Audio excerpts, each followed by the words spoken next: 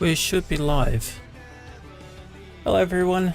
First time I've tried to stream on YouTube, so we'll see how this goes.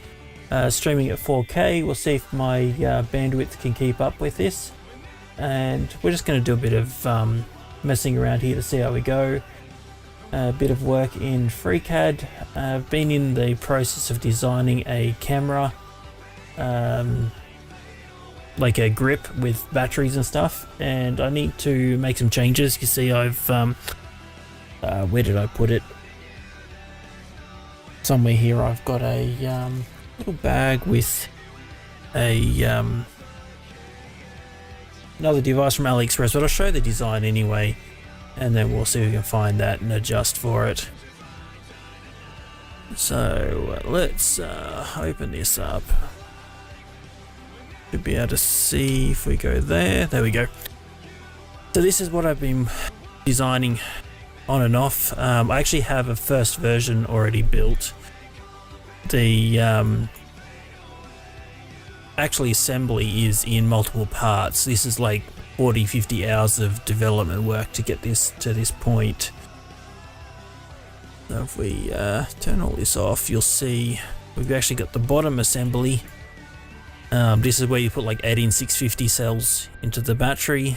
This is not designed to be changeable batteries, so it's all like soldered together. This little void in the middle where a battery management device goes. This is all on Thingiverse if you happen to want to make this. And then we've got the lid that goes on top of that, which just secures it. We've got a little void here so the wiring can come up through that. And then we have a interface to the bottom of the camera. So this is for my the camera I'm using right now. Actually, it's a Sony A7R2. Yeah, Sony A7R2. And then you've got the insert. Now this is only half the insert that goes up inside the camera.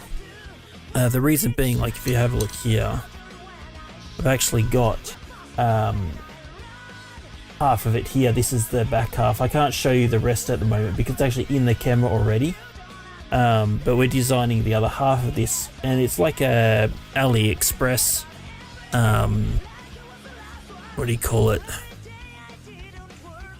Battery eliminator for this camera.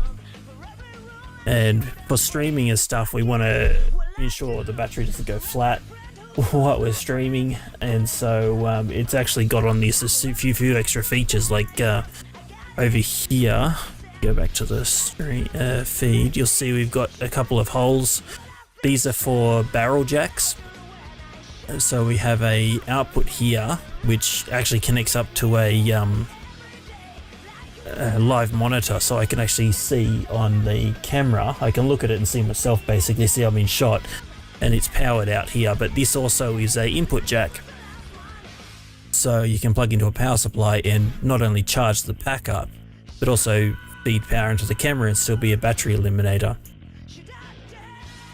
On the rear, we have a little pocket, and in that is designed for a switch, and the switch is recessed back so you can't accidentally bump it. We actually turn on the base of the camera. You'll see I actually brought in a scan of that and chopped the bottom so we can see it. And that's wired up into the battery so that you can actually disconnect the power. It's like a complete cutoff.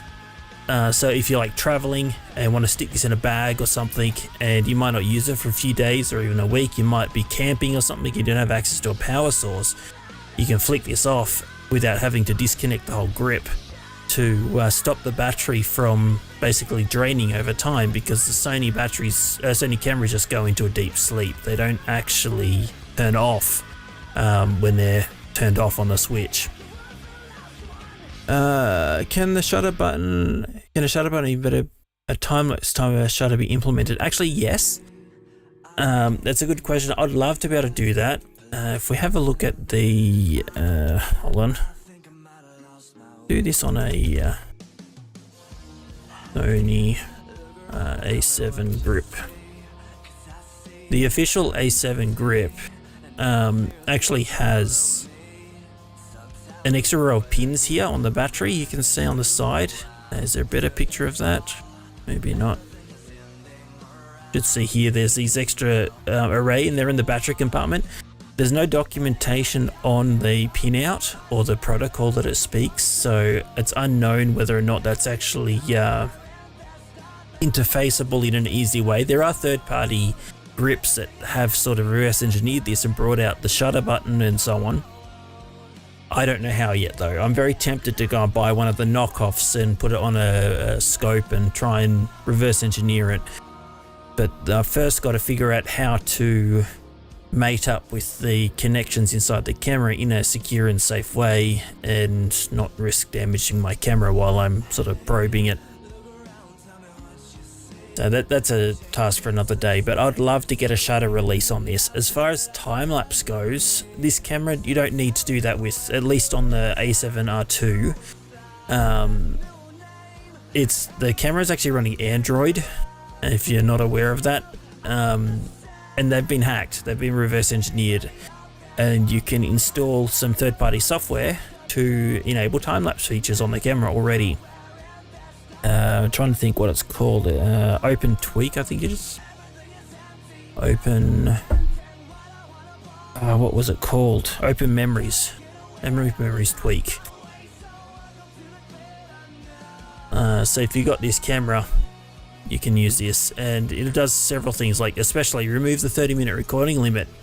So I can actually use this camera because the Sony A7R2 actually has the same sensor in it as the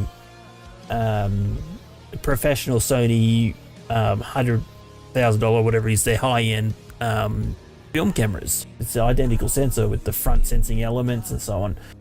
But they put these artificial limits in them to stop you using them for this kind of purpose.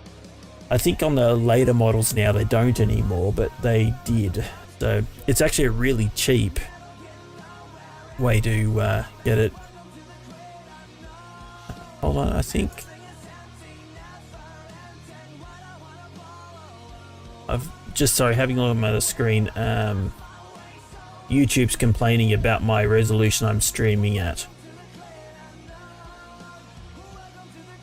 We'll see how it goes. We'll have a look later. Clearly it's working because it's being watched, but we'll see how we go.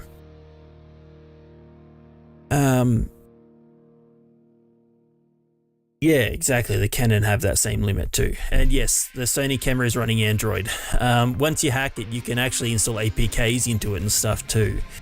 Not that I really want to do that, but some people have written some third-party applications for it that are time-lapse applications, and there's a few others. Unfortunately, the store they built for this doesn't actually work anymore, so unless you actually already had hacked your camera and installed it, because this is quite some time ago, I don't know how you'd obtain them anymore. But also it allows you to bring one in from like Japan, and switch it back to English permanently and disable the nag screens and stuff, so you can get the cheap cameras from over there and convert them. But anyway, let's get back to this. So the goal here is to modify this, because see, I designed this based on a battery eliminator I already had, and this sort of mates up to the other half of it, but the problem is I wanted to make another one, and just one sec. Yeah, you'll see I've already printed out another one and assembled the bottom of it. That's actually got cells in it and everything. I've gone to the effort of actually sanding the whole thing, so that should focus. So it actually looks really nice. I've got to get a few connectors and stuff for it. But the new battery eliminators are different. They still open up. I can still do this with them, but I need to adjust this model. I had started on this already. You'll see here, we've got the, where are we? That's the actual insert that goes in. Version 1 of the inserts there. We now need to make a version 2 that's for this other style. So just give me a second. And I'll see if I can find what I did with this. Just switch that back over.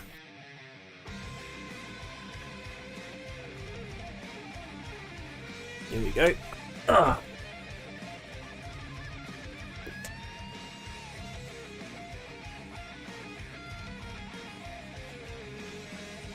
Now, I'm no professional with FreeCAD. I sort of muddle my way through it and I'm a bit slow. I might do things a bit backwards, but it works for me. So, let's go back to the camera. You'll see this is the limitator. These are about 10 or 15 Australian dollars each. They basically get our frame so that focuses. Come on. The lens I've got on at the moment is quite slow. Come on. No, it's not going to focus on it, is it? I do have a macro lens on this, so it's not going to go. But yeah, and just comes open-ended, so you need a power supply for it. So let's open this one up. It's a single screw. Grab the screwdriver. Yeah, yeah, you get it. What's more important here is the internal design. So it's got a single screw. We'll take that out. Pop it open. So it's more than just a connector and a cable, which was actually a bit of a surprise to me. They actually have a BMS in them. It's just soldered to the inputs to bypass it, but it actually has the connections inside it for a battery. So you could actually build a battery out of this if you wanted to build a custom cell. But you'll notice in my drawing here, this is very different. This is what we're dealing with for the, let's see if we get that. Stay in a focus. The mic's more detail, there we go. So you can see it's a little bit different. The pin positions are different. The top center is moved down. They are shallower. It won't fit basically. And when measuring it with the calipers, it's also the dimension on this is a little bit different too. So let's clone this one. Go to part design.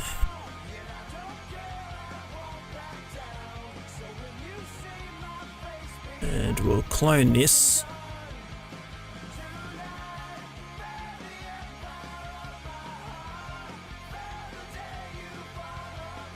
Better insert V2. And grab my calipers. It's a nice Mitutoyo calipers, so start measuring things. Boring stuff.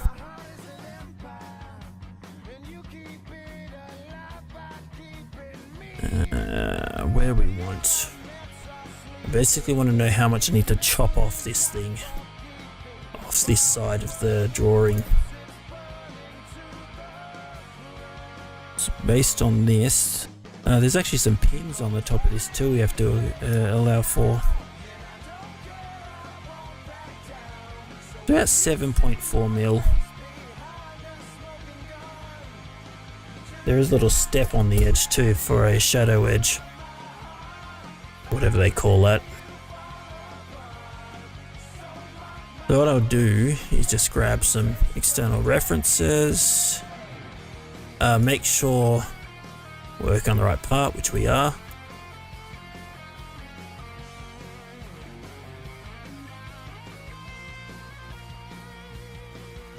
Constrain that. Point to that line, orthogonal. We also need to grab this reference, do the same thing. This is obviously a parametric drawing. So we need, I'm measuring the wrong side, I think actually, sorry. Let me just have a look at the other one.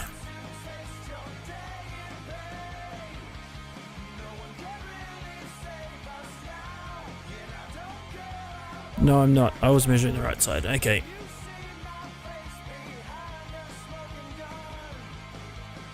So, where's my ruler? Yeah, it's about 7.4 mil. It's not too critical. There is a bit of play in the battery compartment. Plus the 3D prints aren't exactly perfect. That's fully constrained. So now we can make that a pocket. And this pocket needs to come up to this bottom line down here. That's actually the point at which a normal battery would sit. This little offsets to equate for the length needed to go past the door into the camera. It took a bit of fiddle to get this length correct. Obviously there's no designs you can, or schematics you can go to, or blueprints I guess it would be. You could go to Sony for this. But on this we want to measure now still 44 mil, which I believe is where that line is. Yeah, close enough. Just have a look. Yeah, it's exactly 44, so it matches the other battery.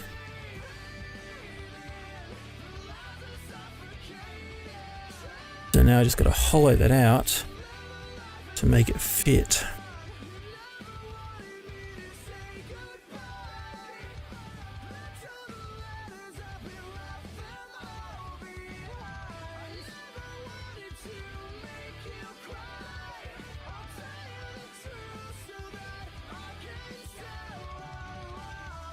Right, so what's our wall thickness on this thing?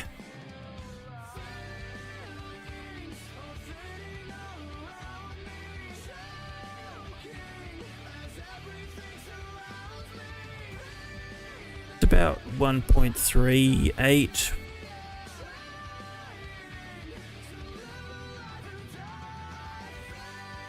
.4. Seeing 1.38 to 1.44, so let's go in the middle at 1.4.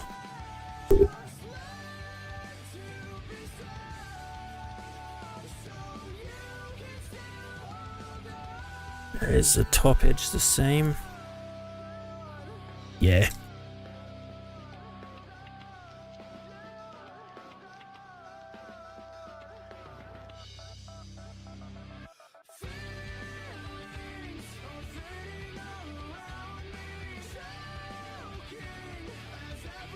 Custom ammo mags.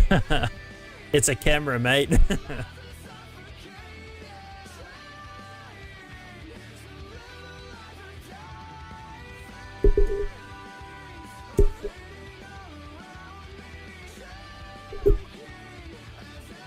a look. See, that's the base of the camera. So it's like it.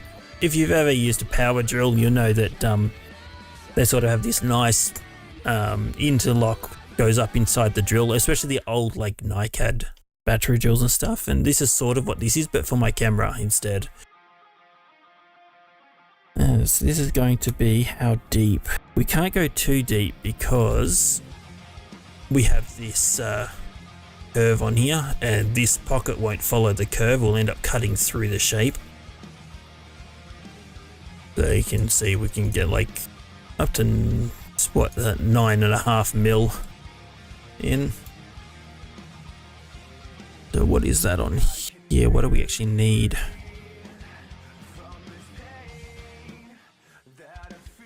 Am I measuring the right side? I get very confused. I'm a bit dyslexic.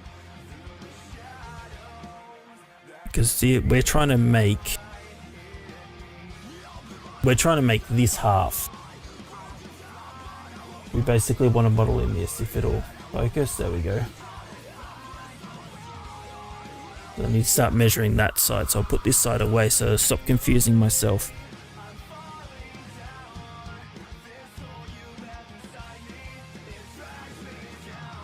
So we actually don't need... we probably do actually need to go as deep as we can.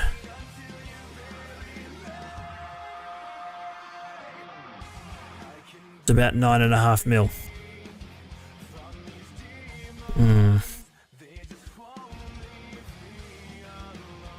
Measure across the corner. 9.7 to 9.8 mil.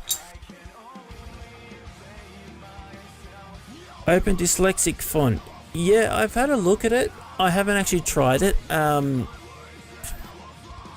actually don't have trouble reading per se. I have trouble visualizing things. I'll flip them in my head frequently. When I was young, I had real trouble reading. I'd get D's and B's backwards up until I was about 12 or 13.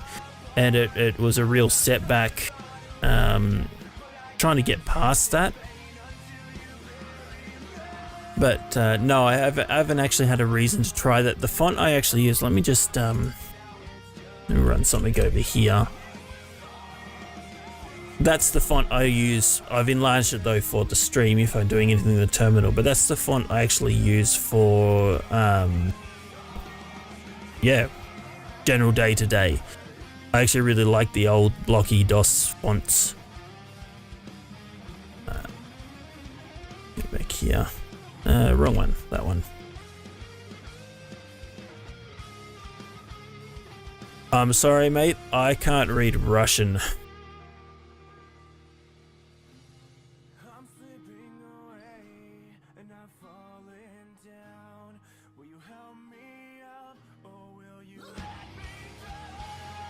Like Matrix. Yeah, well, I sort of grew up using DOS and writing applications in QBasic when I was a child, and it's just a nostalgia thing for me to use those fonts, I guess. But anyway, get back to this. I don't like the problem I'm gonna have here, because if I go too deep, it's gonna cut out the edge here. We don't want to pocket that deep. I think what I might do is pocket up to it. FreeCAD's not very good like this, or at least I don't know how to use it very well for this. We need to do it on a face. Let's just do that, see how we look. We can use these reference edges now. So what I could do is I could create a actual sketch here and then pocket in the vertical.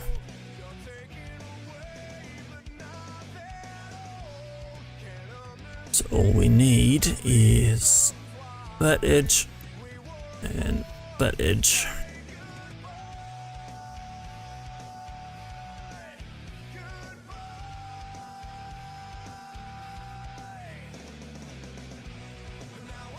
We also want to get the curve.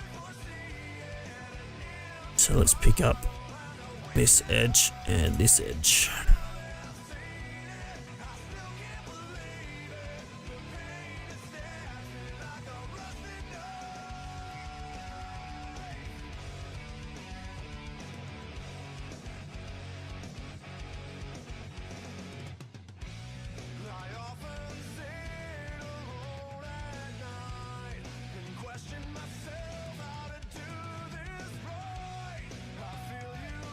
Just constraining that so that it'll follow the radius. And then all we need to do is create a couple of horizontals. Make that a tangent to the end of that. And coincidence on those two. Do the same thing here.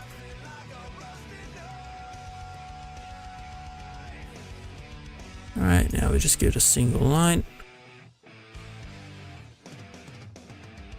Okay, so that will now give me the right shape. And we can pocket that in the vertical direction.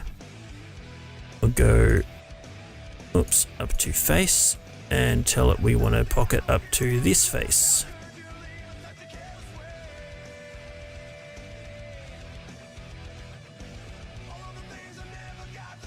Yeah, I actually have Asperger's. It's sort of in the same category. ADD was part of that. I wasn't diagnosed till I was like in my late adult years. I think they charge for the dyslexic font too, and that's probably why I didn't try it. I got a friend that is extremely dyslexic who probably would actually find something like that to help him. Let's refine the thing here. That'll clean it up. Okay, they're happy with that. That's looking good. No, open dyslexic. Okay, yeah, no, there was a closed one too, I believe. Let's just measure what we ended up with here, just in case. 9.66. That's pretty tight. Let's double check my measurements.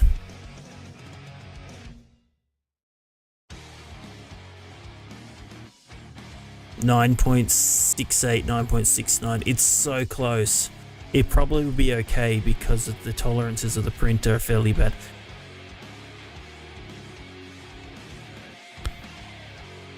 And I just realized I've made a mistake with the wall thickness.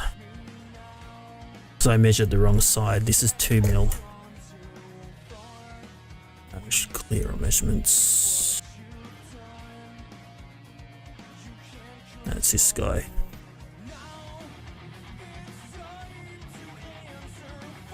So you can actually do this. If I give this a name, say, I can type. Right, give that a name. You can actually do this in FreeCAD, which is really nice. So it's a formula, and we can then say it's can we reference this sketch? I need to know the name of the sketch.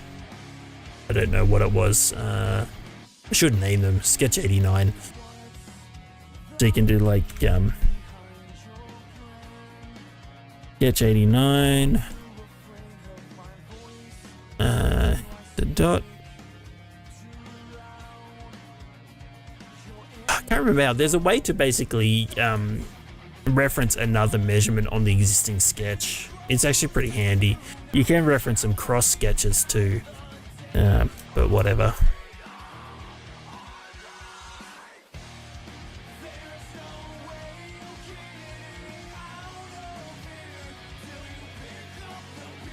Elon Musk has Asperger's too.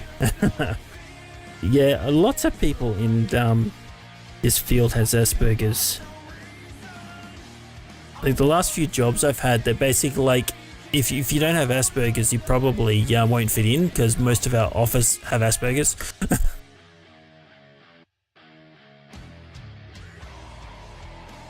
Right, that top, the bottom edge is 1.5, 1.6 mil. Top is 1.2, so I need to adjust that. That's 1.55.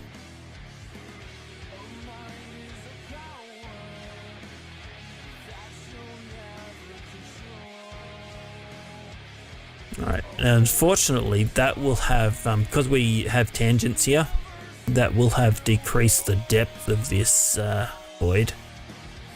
So I'll need to measure that again. But I think it's going to be shallower than it was before. Yeah, 9.06, it's not enough. Yeah,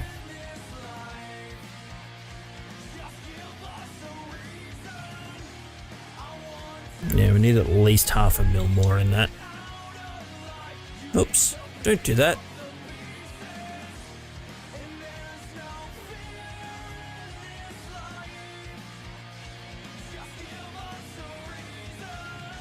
So let's adjust this sketch. Redraw these. Easiest way to do that.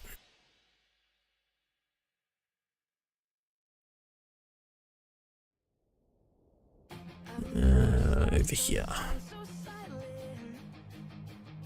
We're still on tangents. We're just going to change the radius. That's all.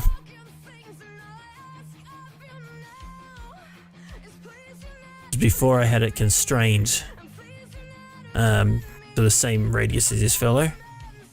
But if we just keep that horizontal, keep that vertical, we'll be able to push these out far enough, and then we can give it a length on this of 9.5. That'll ensure we get the depth we need.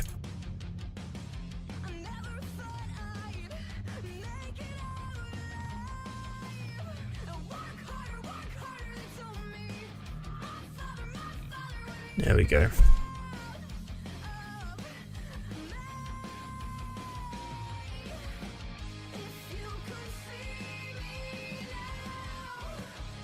Okay, so on this part there is also a cutout on this edge underneath here.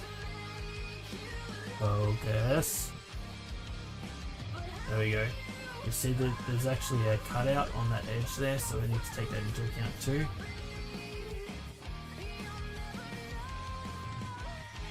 I need to get a faster lens for this. I'm actually using a macro lens. I normally don't use, just to try it out. I use it for photography, but I haven't used it for anything live before. But its autofocus is really, really slow.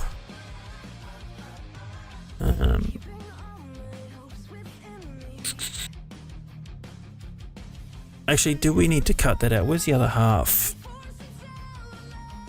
No, we don't. We don't need to cut that at all, because that's the void for the wire that would be hanging out there, and we're not doing that. So that can actually stay.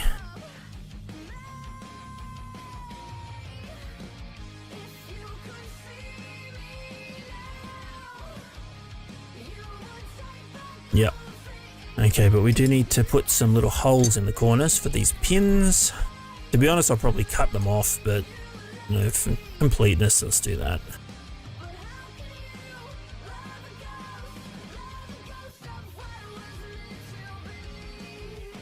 Yeah, I know to do that, but even if you do, like, I'll put my hand straight up and you watch how slow the focus is on this one. Like, if I go like this,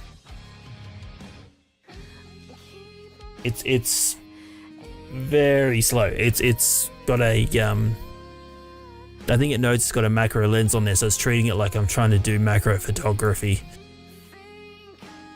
Expecting the focus point change to be only minor, not so major.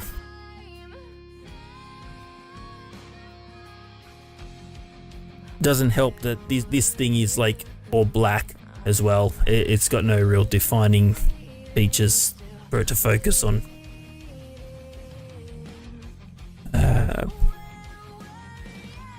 Where are we? I need the other half. 1 mil. So let's make this 1.2.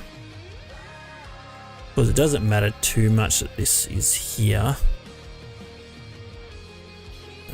We actually have 2 of them. Both the same size. They're both in vertical alignment with each other. So I'll get rid of these references and grab the whole vertex instead.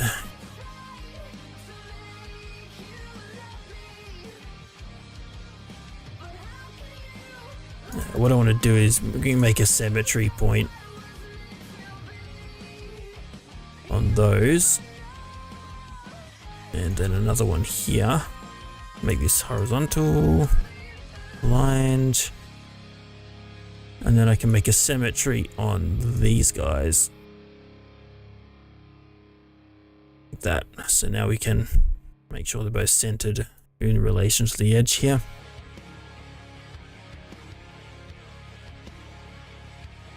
There's a couple of little tiny holes here for some pins that stick through from the other half, like alignment pins.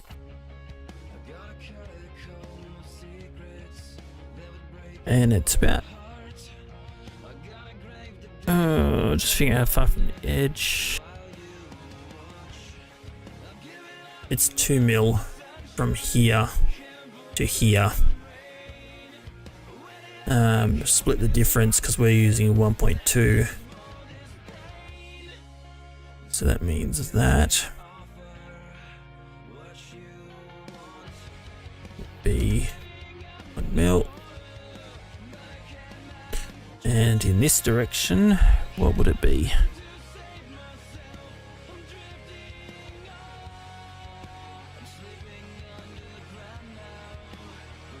to get that measurement. It's the same. It's 1 mil in both directions.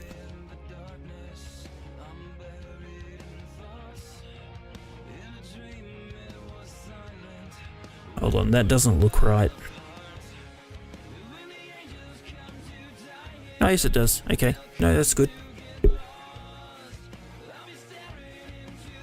Oh yeah, and because I made them a symmetry and did all that with these extra points, this other one is fully constrained in place now too. It's a mirror image. I've got no way to measure how deep that is, but I can measure how long the pin is.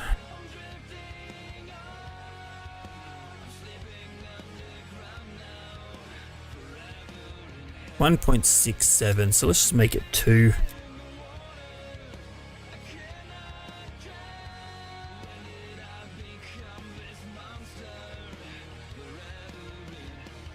Probably should start naming some of these features too. It's easy if you've got to go back and edit things. What's that one? Just make that. I don't know.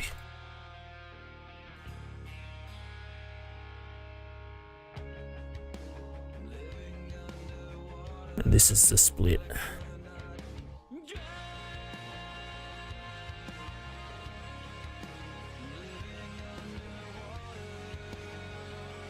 Oops, save, not revert.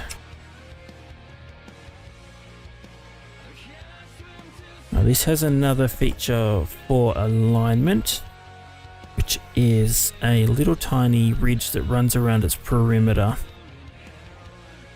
that we need to make room for. I think that's about 1 mil as well.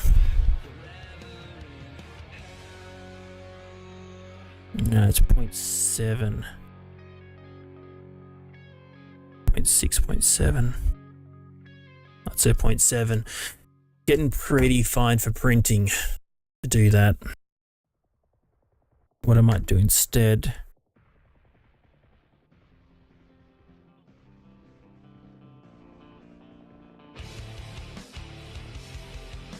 let's go 1.7 and just cut off that on the inside edge there.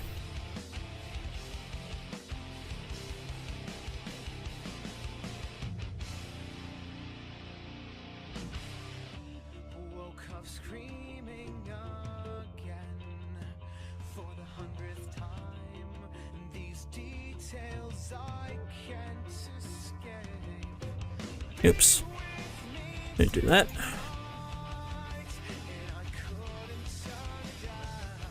Don't want a horizontal. See, they changed some of the shortcuts in this application recently. Well, at least when I updated it. It used to be L for length. Was it L? Or H for horizontal distance, but now it's H for horizontal alignment. Or I'm misremembering, I don't know. Now it's I and L are the shortcuts for that. 1.5, that should be 1.7.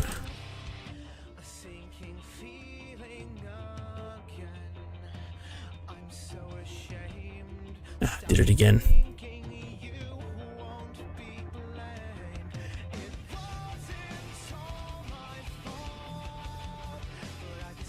Just check that measurement, because it doesn't make sense that that cut down into the bottom there.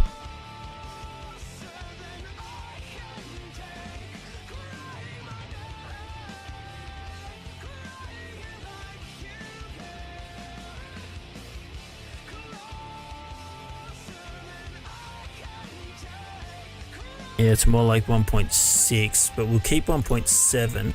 But this bottom edge actually doesn't exist on the thing, so let's get rid of that and that.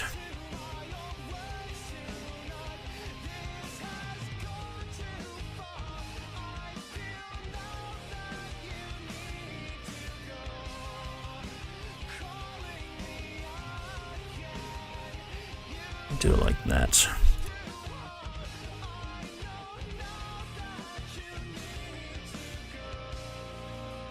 Sweet.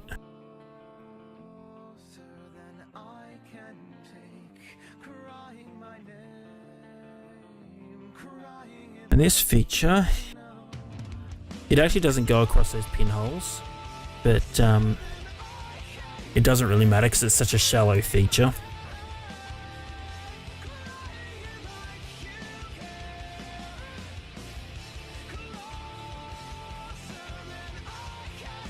And I measured the height of that. It's 0.5 mil, 0.45, so let's go 0.5.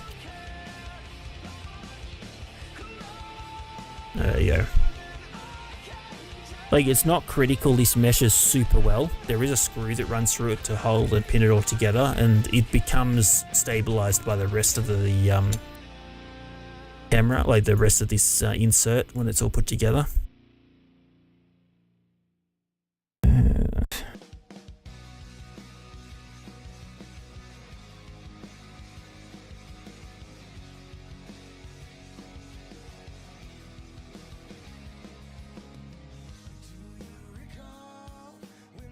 Alright, I don't need to worry about those bottom two standoffs. I think we just need to do just a central screw and then start dealing with the top edge, because on the insert there is the room for the connector up the top there. Is it gonna change focus? Come on.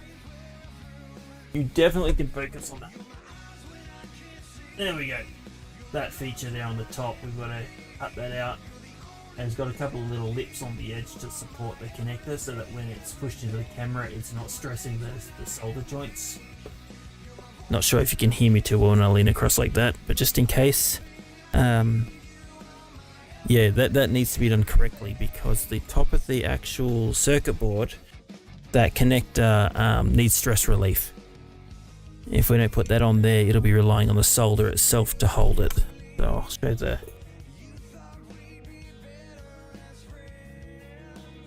circuit, and you see that connector stands off, so we don't want to put stress on those solder joints on the back of that.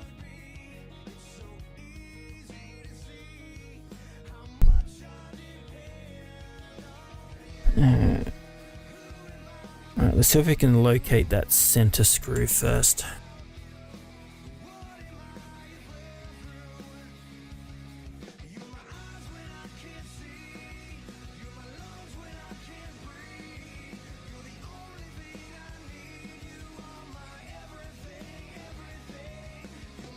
It's about 15 mil from each side, so it's not too hard. I'm measuring from the outer edge to the inner edge of the hole on this guy, so actually I shouldn't do it that way. FreeCAD has this sort of glitch where if you use a circle, actually I'll show you what I was going to do. If you do this and then vertically constrain that, right, that looks like that'll be fine, and if you reference that, but sometimes what will happen if you alter the drawing somewhere else, this gets lost and it might place it on the opposite side, and then it breaks the whole drawing. It's a nightmare when it happens. Very frustrating. So instead, if we use a construction line and do it like that instead, and then constrain this on the line, it doesn't now matter, because flipping it would just mirror it and it wouldn't change anything.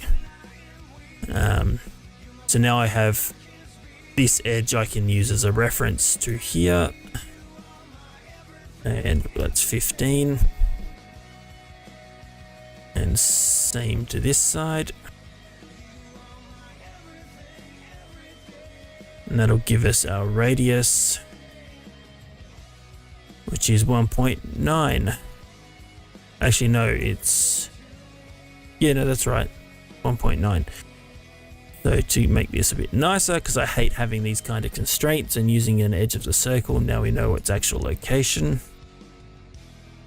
It's 15.95.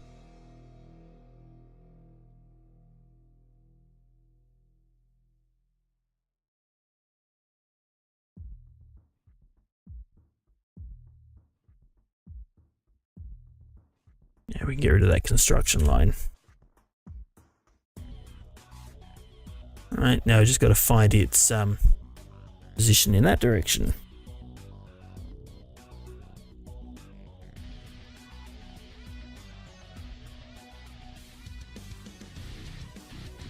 Seems to be dead on 16 mil. So again,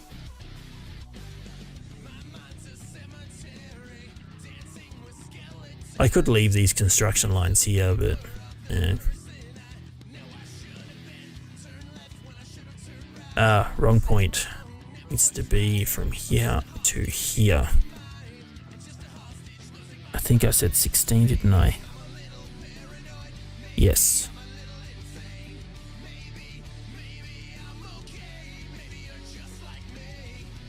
Seems this one's designed a lot better because the other battery eliminator I used, these measurements were all weird, hard to find values, and it took me several iterations to and test prints to get these holes located. It was like the 3 in a triangle, and they weren't exactly centered properly, and get rid of you because you're now in the right location. As long as we don't move it, we can replace that now with 16.95, and I already deleted the construction line. The other advantage to doing it that way is I can now change the radius on this and it won't move. So that's just the central hole. We actually need to make the post that hole is on. So we need another circle.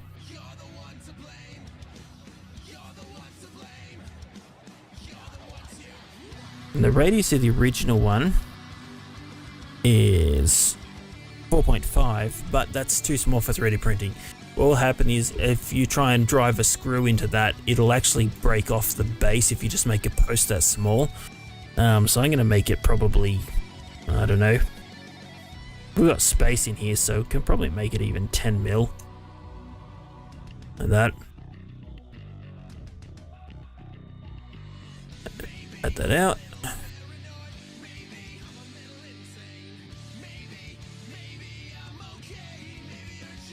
Now, this measurement can be off, but it doesn't matter too much, as long as it's not too long. About 11.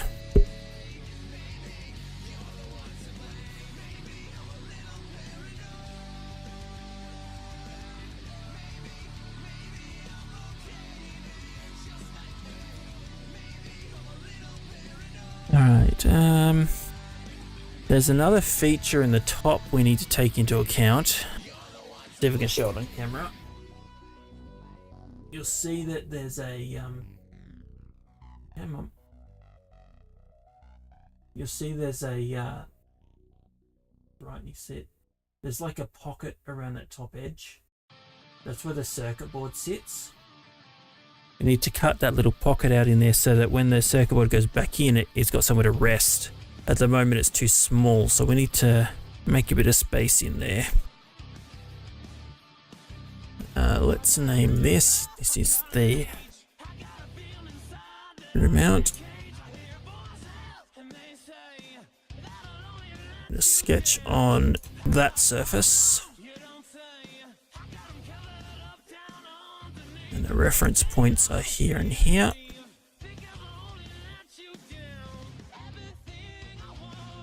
So I'm pretty sure it doesn't go above that. No, it doesn't. Okay.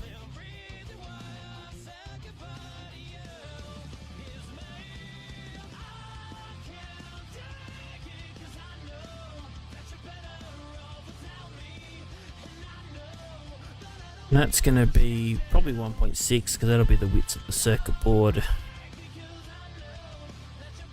Oops, I've put this into relative mode. There we go.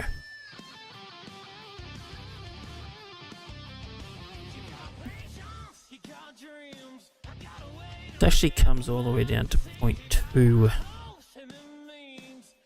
Sorry, to 2 mil, so it's hard to get these measurements. Where's the circuit board? The circuit board's only actually 0.6 mil. So this cutout obviously has a bit of play in here, so we'll actually do it to what it is, which is about 2 mil.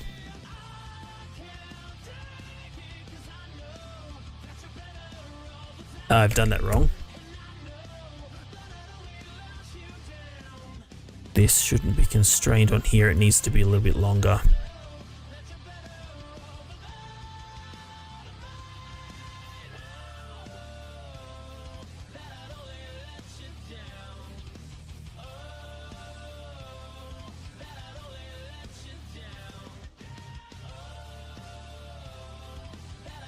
That's a tiny measurement, but it's about... let's say 0.6.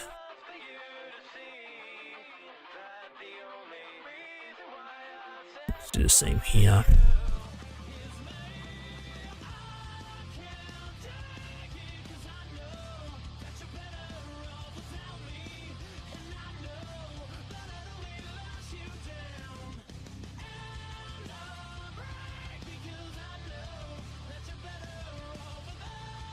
All right. Pocket that.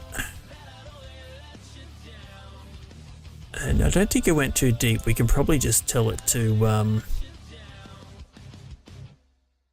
come up to this face, and it shouldn't pop out the edges. So it's getting pretty close. You know, we can cheat. Because the circuit board is... yeah, it's rounded on the edges, so we can put a chamfer in there, or a fillet, sorry, in there and in there. Just give it a mil. How that looks. Yeah, it's a bit better. Just to prevent this from coming up so close, maybe a little bit more, we'll go 2 mil. There we go.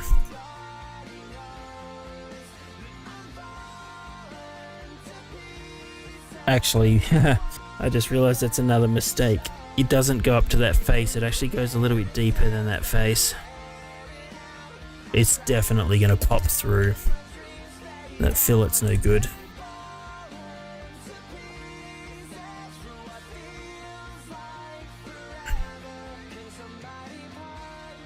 Because this pocket actually needs to be a little bit deeper into that.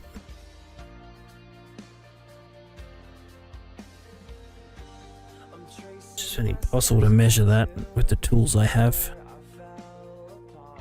If you're wondering how I'm getting these measurements, I'm actually using a nice set of Mitutoyo verniers, well, digital calipers. They're not your general cheap like $20-$30 pairs. These are like $150 odd. They're expensive, but they are so repeatable. I used to use the cheap ones, and as soon as I went to a decent pair of calipers, never go back. So often I'll print something at the first time and it'll be dead on. Now when I use these, it's so good. Maybe not this design because there's a lot of features in it to try and get correct. We're going to need to probably tweak and tune it.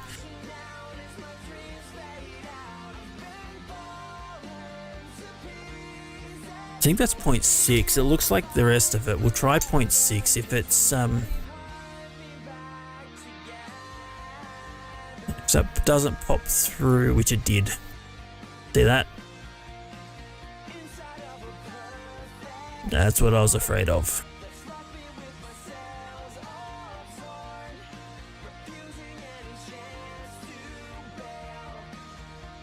So I need to go 0.6 deeper.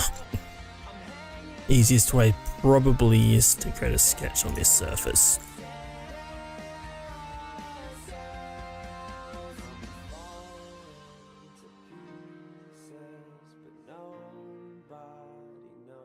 Let's pick up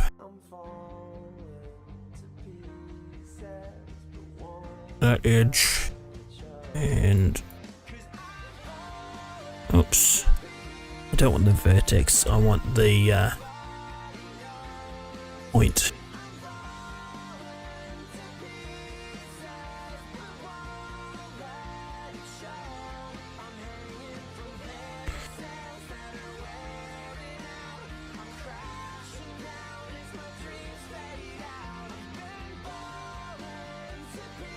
I'm just thinking for a second, I might actually reduce this pocket depth to give myself a bit of room here.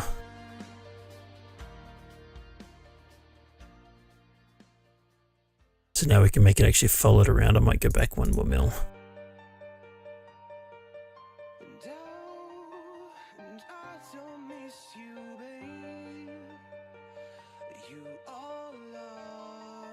Yep. I might pick up those curves too, because we'll use them as our radius.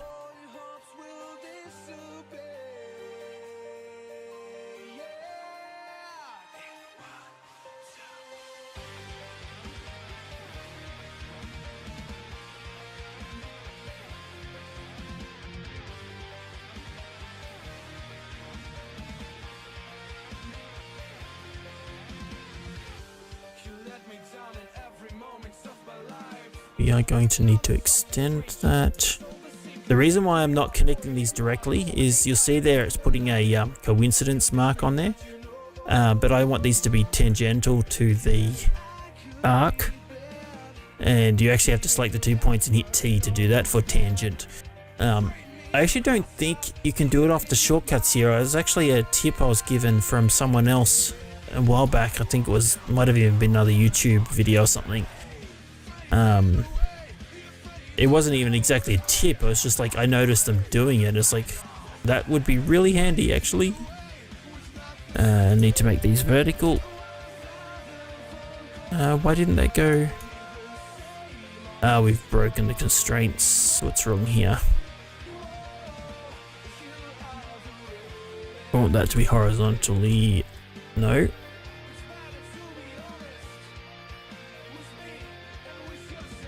What? Look at my orientation. I'm rotated 90 degrees, so this actually needs to be vertical. There we go.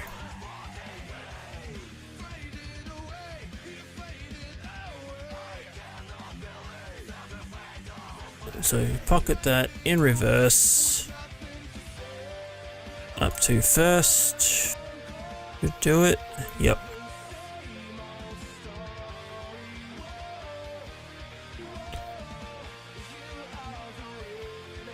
I'm sure there's a better way to do this, but this is the best I know how.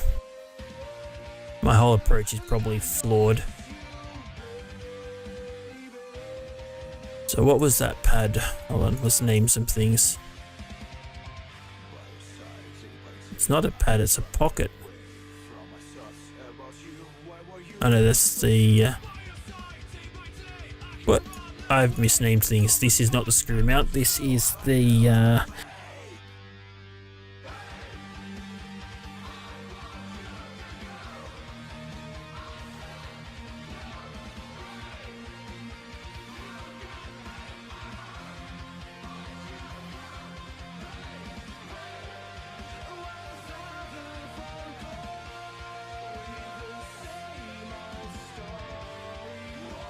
Alright, that's looking pretty good. I'm happy with that. Next feature is that cutout. We actually don't need to make the cutout, we just need to make the bit that sits behind it, which is dead simple. Literally put a sketch on here. Here. Did one on here and here.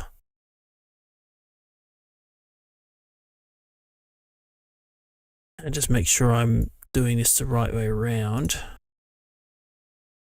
Yes, it's actually this same edge here we're doing. It's just slightly different on this battery. Actually, you'll be able to see the difference between the two models of battery eliminators, that this one's got a little bit out, even in that dimension.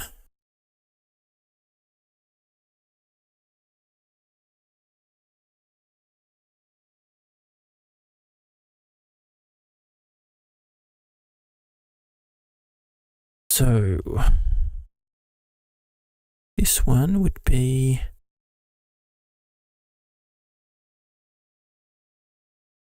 actually, it might be easier to measure with there.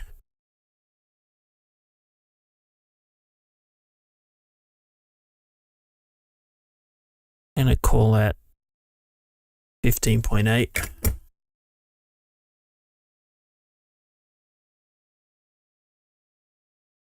Not length.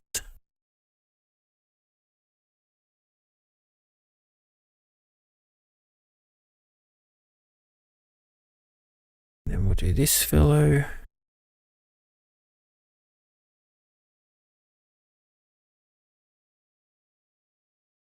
$9.78 to 9.8. Oops. And how deep this is, it doesn't actually really matter. There's heaps of room in the battery compartment for it. There's 0.7 on this. That's probably too small for my 3D printer to do accurately enough. Or it'll just snap off. So we'll make it a couple mil, maybe make it 2.5, maybe 3 mil on this dimension. Let's go 3.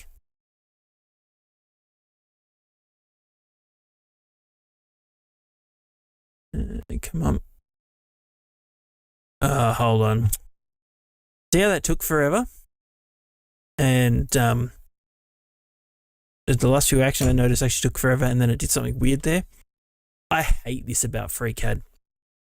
Because I went back and looked at this battery insert before and highlighted it, notice it's bold.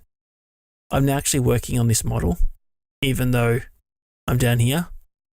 So you'll find that very likely, have a look and see. Have I referenced? No, I haven't, thankfully. What can happen is you can cross-reference it. Spend any time using professional CAD packages, and how does FreeCAD compare to these days? Not really. I'm completely self-taught in this. I only learnt FreeCAD because I didn't want to be locked into a proprietary ecosystem. Like my old man got a 3D printer and started using AutoCAD and had the free license, well, not free license, but the community license stuff. And they are taking feature away after feature away over the last few years. It makes me really glad I persisted with FreeCAD to learn to use it. And it does have problems. It's got bugs, and I'm actually working around them here without mentioning a lot of them. I'm actually running a branch of FreeCAD called Link Branch. If you just Google FreeCAD Link Branch, you'll find it. It's got a ton of the issues fixed, but also has some stuff in here like assemblies and stuff. So you can create models that sort of pivot around each other and sort of work with each other. I don't know much about that though, or how to use it, because this is sort of, I don't like 3D modeling. I don't like this work, but I like the result of what I get out of it. That's the only reason I'm doing it. But yeah, it still does have, in my opinion, serious shortcomings that would stop it being used in a professional environment. And this example here where I ended up working on the wrong model is one of them. I think we're working on the wrong model again, since that took forever to recompute it. I don't know.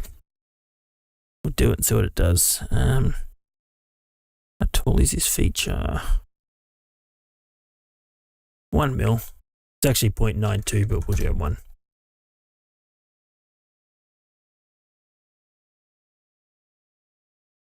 No, it looks good. This is the connector support.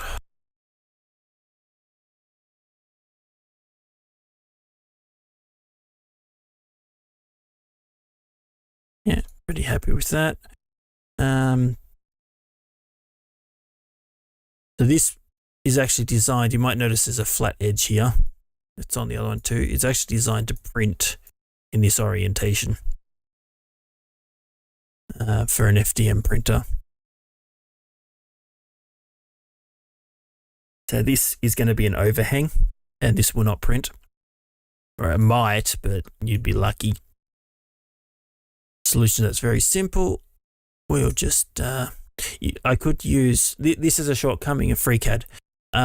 Chamfers and fillets, if you just use these tools, it'll often break the drawing later if you do any changes parametrically. For example, well, actually, there's an issue here too. We know this is 1 mil tall. It's what I just made this. If I put a chamfer on this edge and try and make it 1 mil, it doesn't work. It actually will error. It's if I make it 0.99, now we're good. And if you actually zoom in far enough on this, you'll see there's an edge here. So in my opinion, the chamfer and fillet tools are broken completely. I get lazy sometimes and use them anyway. It's tempting to use it here, but instead I'm just going to put a sketch on this edge. I actually lost the music. I should fix that in a second. We'll actually make that a make that defining geometry if I can get it. Do that. Light pink means it's defining geometry, not just a reference now.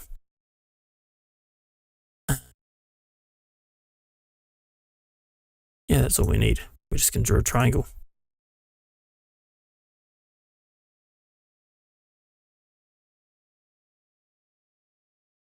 It's horizontal, and we'll make this and this equal length.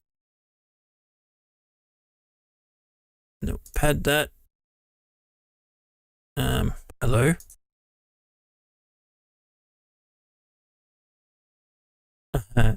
See, look, there's still a broken chamfer there.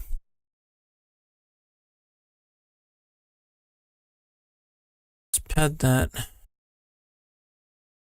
Reverse it, and we'll go face, guy. See, that is something that shouldn't have been that hard. I should have been able to just say throw a fillet on that.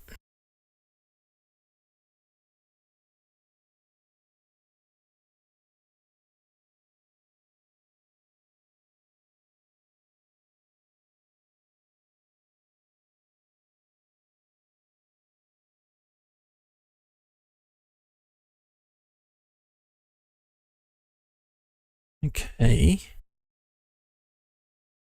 Just double check that edge. There are some alignment pins on here and here as well. I'm pretty sure they won't print. They're too fine. So I'm not going to model them in. And looking at it, yeah, they lock into the back of the actual connector. But for this use case, I don't think they're actually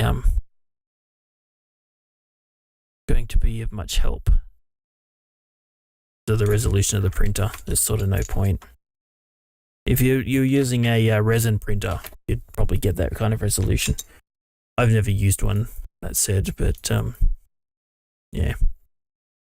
We should probably put a fillet around that too. But I don't want to. Hey, Red Lobster, it's part of a larger design.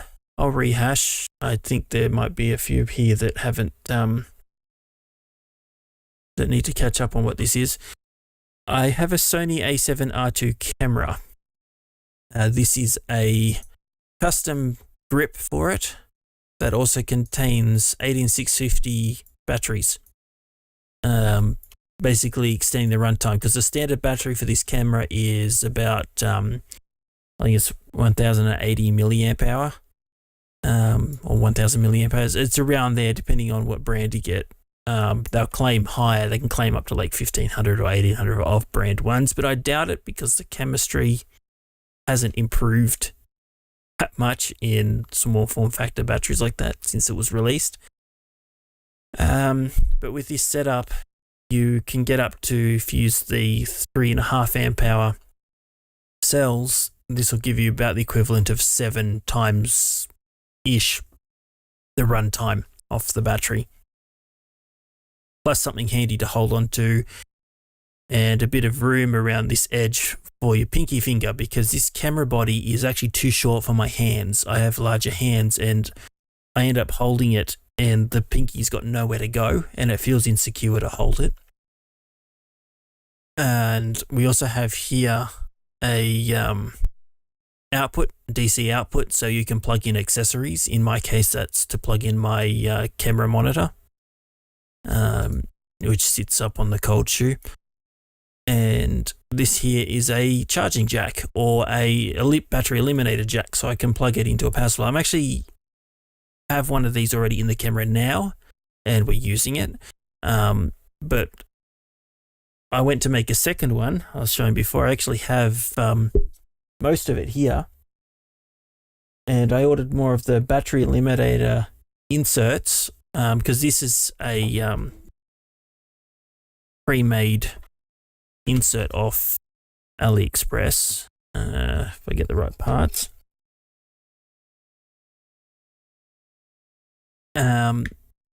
And what I'm doing is I'm just redesigning the back of the insert, not the whole thing, because I'll just screw the other half of this thing.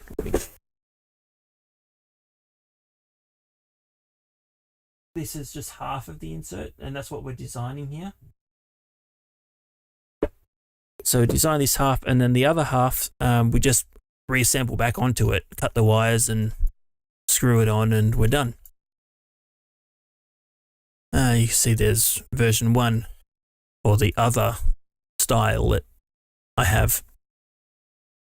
I just wish it was that I wouldn't have to redesign this part of it.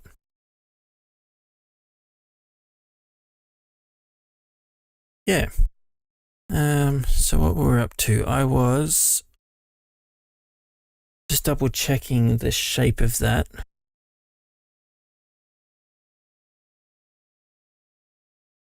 Looking at the wrong part. Now I've mixed everything up and confused myself. That's the wrong part too. There it is.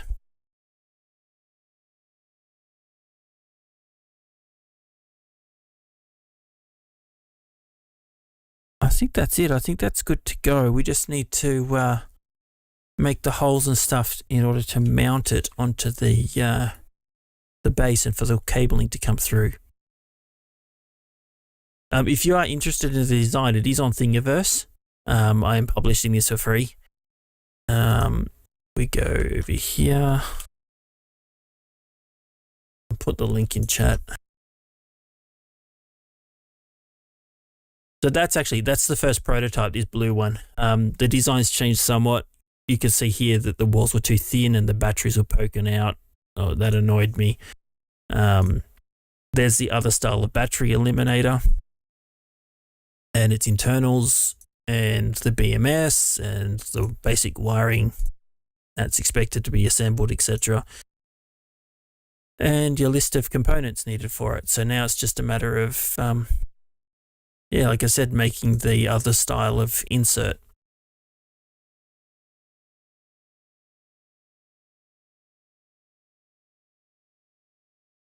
Let me just fix the music. Just give me a second.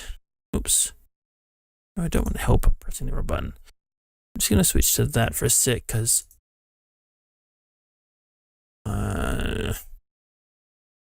let's do that one. We'll see. Hold on. You got to make sure whatever I put on is no copyright, royalty free crap. And that one isn't. That one says royalty free. It's not. You actually have to have an Epidemic Music license to stream that one. You gotta be careful sometimes. And because one of our viewers in Discord complains about my music incessantly, and he's a fan of rock, I'm trying to put some rock on Oregon. Thanks. Royalty free for trick streams, blah blah. I see what this is. I haven't previewed it. Don't complain if it's horrid. Or don't blame me, I should say, if it's horrid.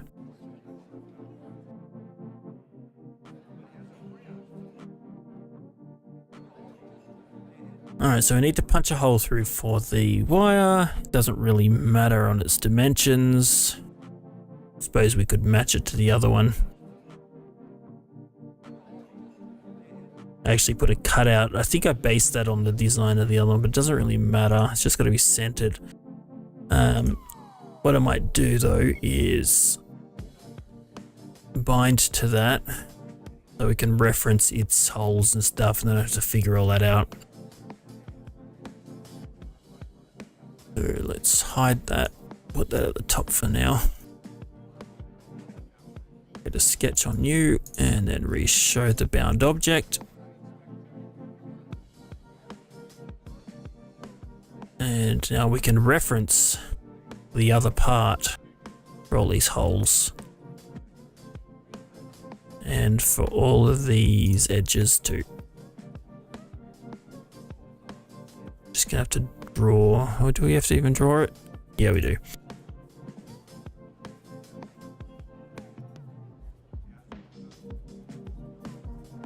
Yeah, that was easy. Now I can hide that. We have all that sketch done without having to worry about it. So that'll line up with the bottom of the design of the base without having to muck around.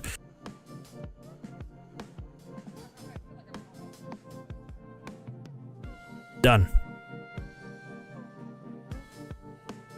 I think that's everything. So now I just got to warm up my printer and print one out and see if it works. See how wrong things are and what needs adjusting. Unfortunately, my camera is not going to show my printer. It's on a different bench in a different corner. But we can set up the slicer and everything and get all that ready. Just bear with me. I should also export this. Save it.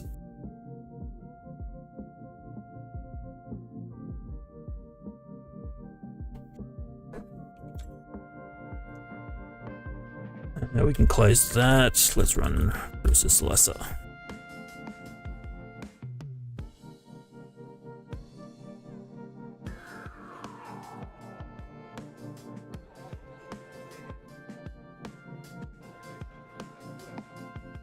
And yes, your eyes do not deceive you. If you know about 3D printers and know what an Ender is, I have literally an Ender 2. Not an Ender 3, an Ender 2. That was given to me. I haven't bought a printer because I can't afford one. So I just make do with what I've got. But this crappy old thing actually is quite capable with a little bit of tuning and patience and work. One day, hopefully I'll get a nicer one.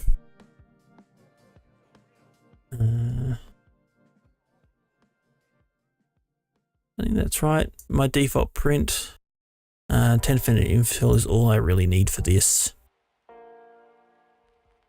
It's not actually a part that's structurally strong. The needs to be strong. Sorry, the actual whole base is held in by the what do you call it? Tripod mount, the screw mount, whatever you call that thing. And we need the brim because my printer has a fit if I don't use brims. Let me just run this up. You might hear it on the microphone, but noise cancelling hopefully will cut it out, but we'll see how we go.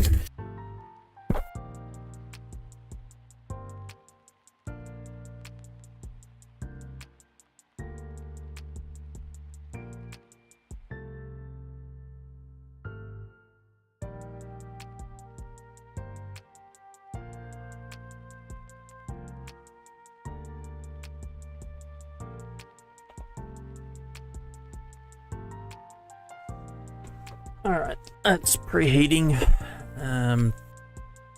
Let's go here. It's still booting up. I actually use Octopi. I've got a Raspberry Pi connected to the printer. Run it. Wait for that.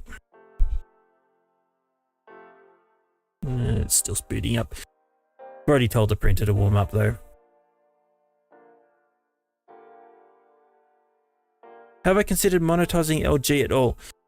Yes, but it's it's hard to monetize it. That's the thing. And I'm a big advocate of open source software should be free and open to everyone. It was a consideration recently when the lack of, not to say there wasn't community support, and there's been a lot of people that has been doing what they can to support the project financially as well as through donations, like Level 1 Techs, Wendell. Oh, let me move this mic because you probably can't hear very well. Level 1 Techs have done a lot to support this project from the get-go through publicizing it as well as initial hardware donations. The system I was originally writing this on was a Ryzen 1700, and while it works on that and it is a decent system for it, it sort of is the entry system. It was a budget system I had. It was the budget, it was a B450 ASRock motherboard I was running. Something it didn't have enough PCI Express lanes to really take full advantage of things. And so Wendell was very kind and helped me build out and sent me the parts to build a Threadripper system, and the rest is history basically. Just recently he sent a care package, thus this video and the last video, and the lighting changes as well. Quality of production has improved because he sent through video production equipment. I actually have proper high color index, color correct lights for my office now, which is really cool. Yeah, and you might notice too behind me, there's a system there. It's a Ryzen 9, what is it? Ryzen 9 7900X. That's for upcoming videos and things that are going to happen. And on top, you've got a another 7900, the RX 7900 XT Radeon. Again, for oh, hold on, you guys can't see that because I am. Oh, let me refresh that first. There we go. Let it preheat for a bit. Let me switch the view on this. Sorry. So there you go. So that's the system that he's given me. So he's done a lot to support the project. There's other features of Looking Glass like the indirect display driver that wasn't going to happen unless the community was able to sponsor my time to work on it, because I still have a day job and a family to feed and, you know, all the bills that come with life, I guess. And working on an unpaid project is difficult at times to justify. And it was getting to the point where it was, do we commercialize this? Do we find a way to monetize it? But thankfully, the Futo organization stepped in and gave us a substantial grant to cover my development time to continue working on it. And the whole point of that grant is to avoid needing to become commercial, to allow me to keep working on it as a hobby and as a toy and not allow a company to take control of my pet project I'm writing for fun, basically, and prevent it becoming a commercial monster that no one can afford to use. Yeah, they do, the FreeNet as well.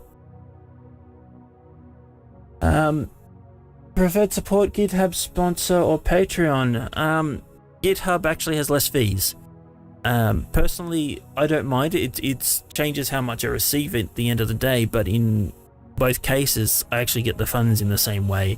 It's up to you. Whatever works best for you. I really do need to start putting some content on Patreon for those who are paying through Patreon, but I forget to. I'm not very organized with getting updates out. Hopefully that will change, especially with, like I said, this video production stuff, because I'll be creating some content for Level 1 Techs. It'll be going on the Level 1 Linux channel. Yeah, hopefully keep the community more informed with things. Hopefully more live streams like this too. This is the first one on YouTube, so hopefully this turns out well. I got to go and review it afterwards, but people are watching it, so it must be alright. I forgot to start the printer leveling, so give me a second.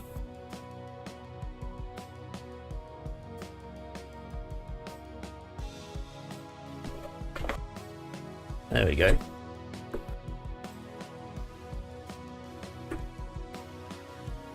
Yeah, I will continue to push on this as long as I can, basically.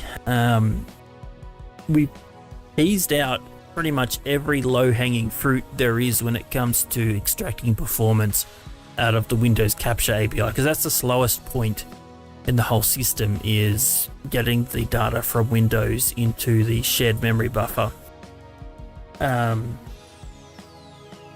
It's why I find NVFBC so frustrating, is because it performs so damn well.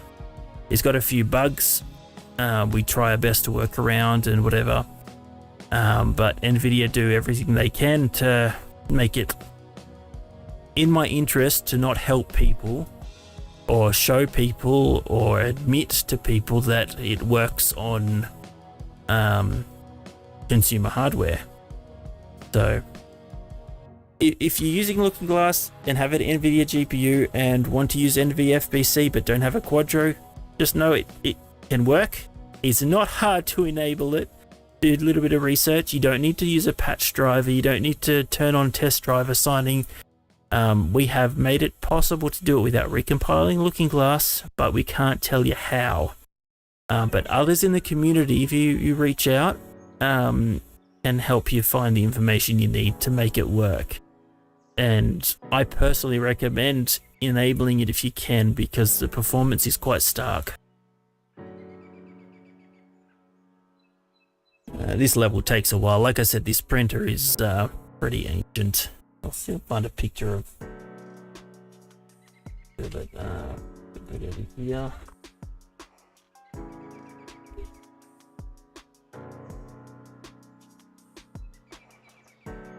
Yeah, it's like this one.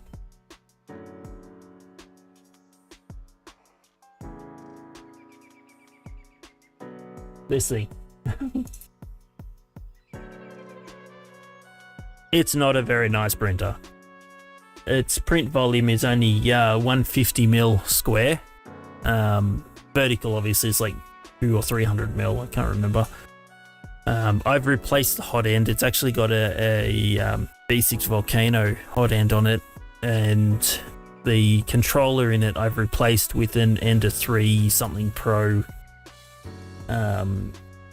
something, I can't remember, but I had to basically backport the firmware from the Ender 3 to the Ender 2 and reverse engineer the pinouts for the LCD display and pack support in basically for the Ender 2 to get it to work on this one. And so it does have some nice capabilities, but the actual mechanical design of it's not very good.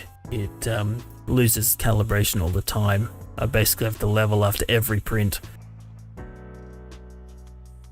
Run a P2000 on the Linux system and a 690 XT on my Windows VM. Render settings a bit confusing, so which app to host a client like AMD pinned mem. Which apply, sorry. YouTube puts a little image over the chat, like so I can put in like love hearts and whatever, like emoticons or whatever, and it covers up some of the words, so it's hard to read it when it runs across the line like that. Anyway.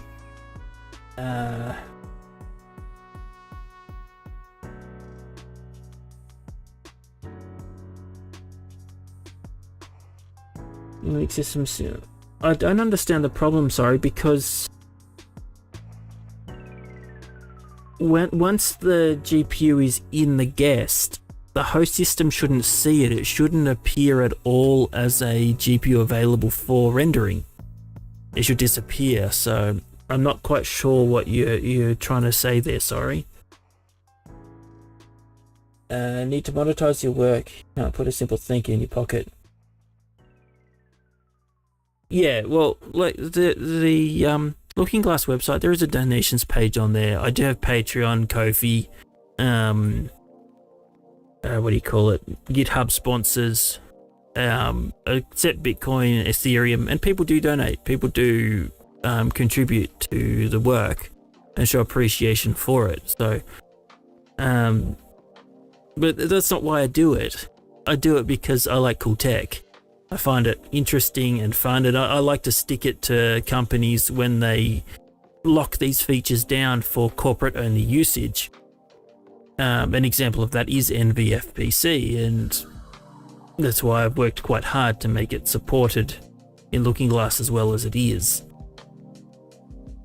AMD PM apply the GPU for the Linux system.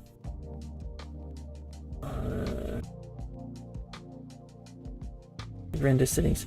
Okay. The renderer is client only, the Looking Glass client.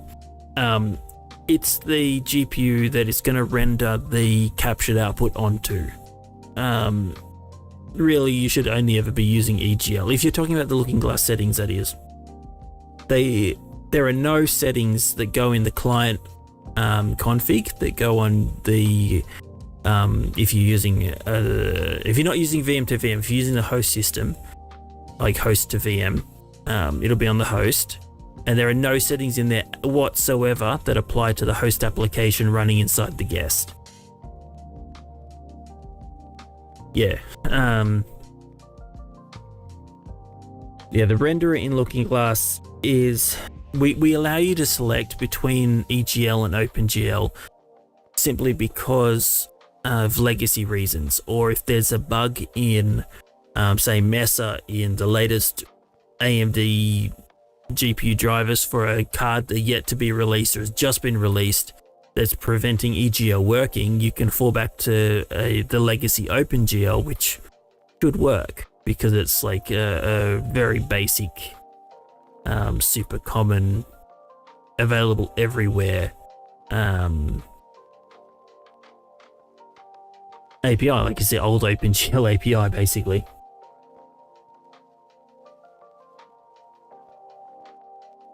I hate the IDD sample driver. I'm sorry. I really do hate the thing. Where was Optoprint? 66 of 81 probed. I understand you need it to make it work on your laptop, and I get the requirement. But I hate the fact that it's actually called a sample driver because it is ripped from the Microsoft driver development kit, and people, at least the last time I looked, the GitHub repo gives no credit to the fact that that's where it's from. I've got no issue with ripping off code from Microsoft and putting it to other use, but I do have issue with not at least crediting its source, because those developers, while they work for Microsoft, they're still like you and me. They still take pride in their work and what they build, and they should get the credit they deserve for what they do, even if it is in the company name only.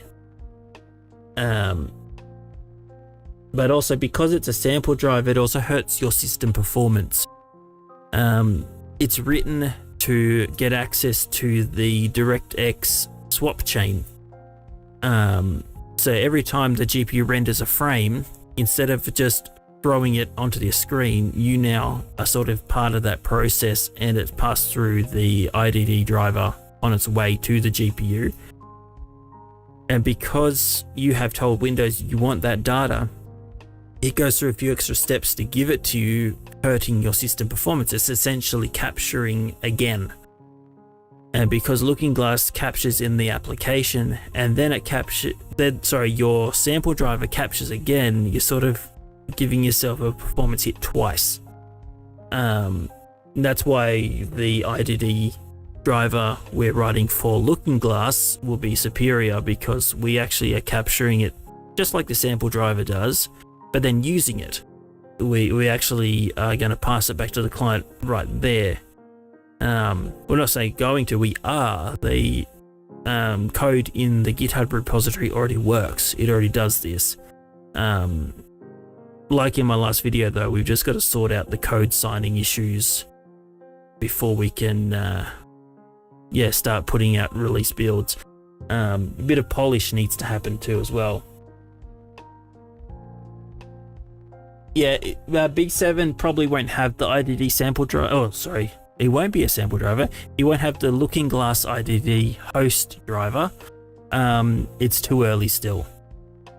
We should though start to see bleeding edge builds of it shortly after B7 release. There's not really anything major holding back B7. There's just not many major changes to justify another release at this point. And currently on my plate is sorting out code signing, because the code signing certificate I have right now is about to expire, and I've got to figure out the whole HSM thing. I need to actually clear that up too, because in the last video I've had a lot of people come to me and ask, well, why don't you just pass the HSM into a virtual machine? Well, that's not the problem. Not at all. The problem is I now need to run a second system at home or in my office, because it's a home office, as a build server, because there is no way in hell I'm going to go and stick a hardware security module USB stick into a server in a data center and trust no one's going to nick it. That's the main issue. This probing has finished. Awesome. So let's start this print. Where are we? Over here. And that's it. Just gotta wait now. In my opinion, 100% the dummy plug. If you can use a dummy plug, use one. The dummy plug presents to the system as if it's an actual monitor, and it doesn't involve the extra capture layer that the sample driver is using. If you're going to be using NVFBC, again, dummy plug 100%. If you're going to be using the Looking Glass IDD driver, because you are using a Radeon or you don't have the ability to use NVFBC or don't want to, either way, the kernel driver in Windows, the IDD driver, should be superior to the host application using DXGI. They're technically both using DXGI still, but because we're in a driver, we have more control over things. We don't end up with jitter issues. Yeah, I'm guessing actually you did say, didn't you, your guest is a Radeon. Yeah, 6900 XT. Yeah, it can be a pain because the CRU is overriding the EDID of the monitor that it thinks is attached, but there are still transmission rate limits, such as refresh rate limits, because the GPU thinks it's got a HDMI monitor attached, for example, and HDMI has bandwidth limits, so you can't run like 4K uncompressed above, I think, 60 frames a second or 60 hertz. And so if you try to run anything higher than that, it just doesn't work. The driver refuses to do it. I think someone hacked and patched the NVIDIA driver at one point to make it ignore the limits of the physical output and do it anyway. Because there's no reason why it can't. It's just like an extra check they're putting in there to stop people doing silly things that might cause black screen, I guess. But the Looking Glass IDD driver, I keep calling it IDD driver. It's not an IDD. That's like saying ATM machine, because, well, ATM machine because M stands for machine. IDD, the last D is driver. So the IDD host application or driver, it emulates not a HDMI device or a DisplayPort device. It actually just tells Windows the capabilities of an attached monitor over an unknown transport, and so then the GPU doesn't care. So you'll actually already see if I pull up the... Actually, hold on a sec, I should check that print started. Yeah, it's working. Okay. You'll actually see in the IDD drive, we'll have a look there.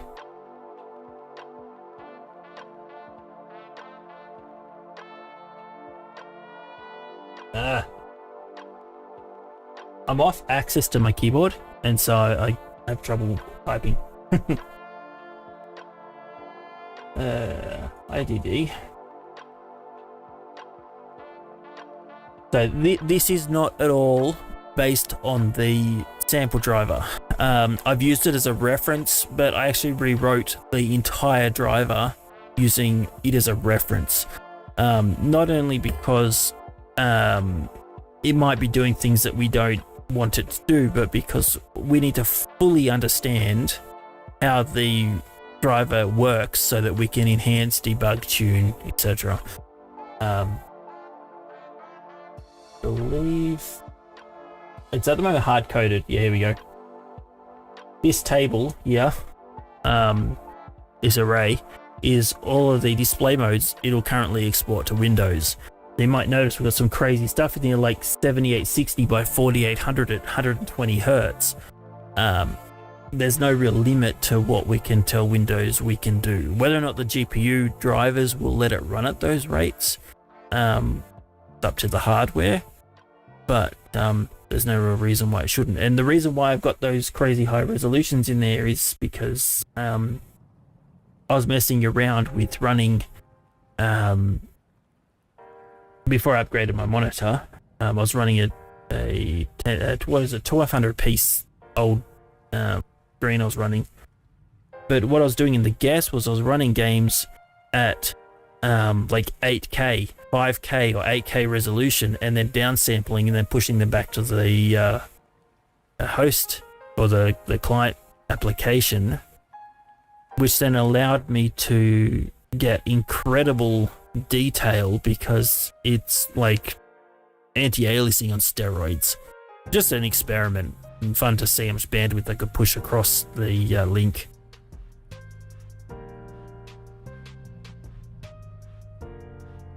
Well, actually, well, yeah. Well, that's what I'm saying. Like, I was literally doing right there 8K at 144 hertz. Well, sorry, at 120 hertz. So 4K at 144 hertz. Yeah, it is possible. But it depends on your hardware. It's the main limiting factor. It's not just PCI Express lanes when you're getting to those kind of numbers. You're now looking at connectivity. The CPU in your prosumer systems or pro gamer systems, like the Ryzen 9 for example, it still only has 24 PCI Express lanes, if I recall correctly. And to get extra lanes, what it does is it runs through the chipset and multiplexes x16 over the chipset to the CPU, and that creates latency and a bit of a bandwidth bottleneck there if there's a lot going on the bus. And with Looking Glass, there's a ton going on the bus, so it can saturate. The only reason why I was able to do that here is the system I'm working on is actually a 16-core EPYC Milan. The motherboard has like 5 or 6 PCI Express 16, PCI Express 4 16 slots hardwired directly to the CPU. There's no chipset in between. And so yeah, you can do some crazy experiments. And then you've also got the fact that the Milan has octo-channel memory, so the memory bandwidth is nuts. But not everyone has that system, and that's the point of this machine over here, is so I can do some testing and benchmarking and performance profiling on more common hardware that's out there in the wild. And try and create some what do you call it, guides and provide better support for those that are on these systems. Yeah, where is that print?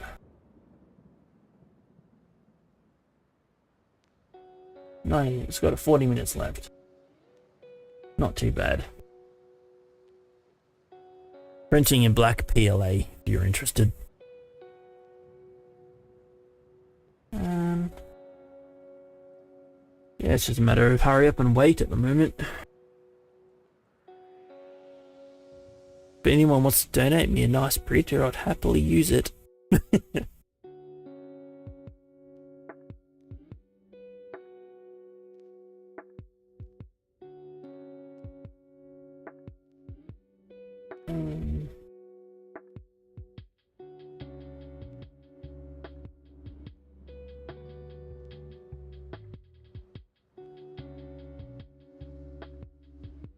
Yeah, it is. Driver signing is not just from a security point of view, but from a usability point of view.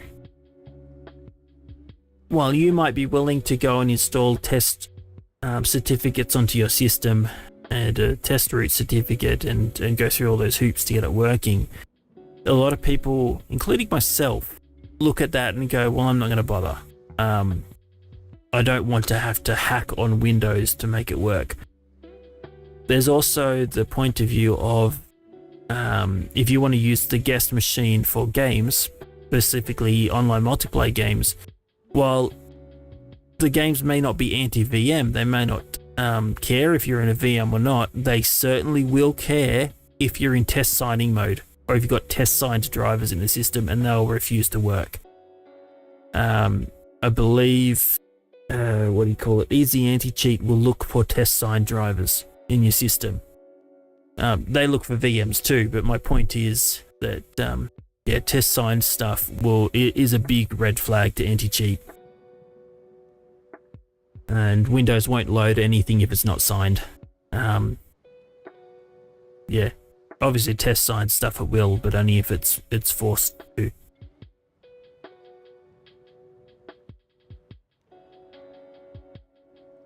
I wish we could turn it off. I wish it wasn't necessary, but it is what it is. Yep, IDD drive. No, the driver won't be detected as something malicious. It will be detected as you are running your system in a mode that isn't normally used by 99.9% of people. You're running in a mode that's designed for development, because that's what test signing drivers are for. They are literally for development and debugging. And once you are at the release stage, you sign it and release it, and that's what the public get. No one should actually be running any test signing drivers in the public at all, for any reason. If you recall, if you're involved with VFIO back when I started working in Looking Glass, there was major issues getting audio support working in Windows 10, where it didn't crackle and drop out and stuff. One of the solutions to that was to enable test signing and force load the AC97 drivers from Realtek and run the AC97 device, and that worked. But because the drivers weren't signed, it would flag a lot of applications. I remember trying to run Armor 3, I think it was Armor, and it would just fall over and say, no, you've got to disable test signing mode. And then you had no sound. So it's not about detecting maliciousness, it's about detecting your system being in a state that is very easy to abuse and really it shouldn't be in.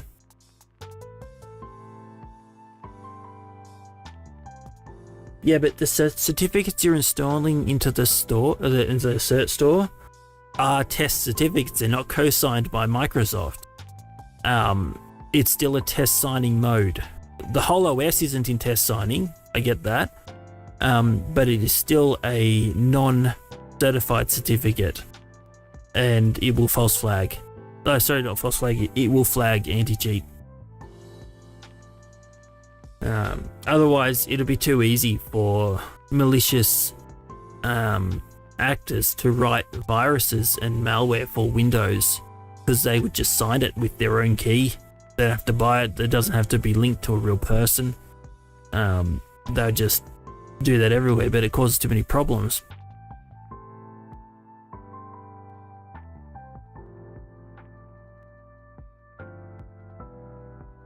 Yeah, exactly. Windows in a VM. But then you've got the problem of anti-cheat vendors thinking that because you're in a VM, you must be a dirty hacker. There's no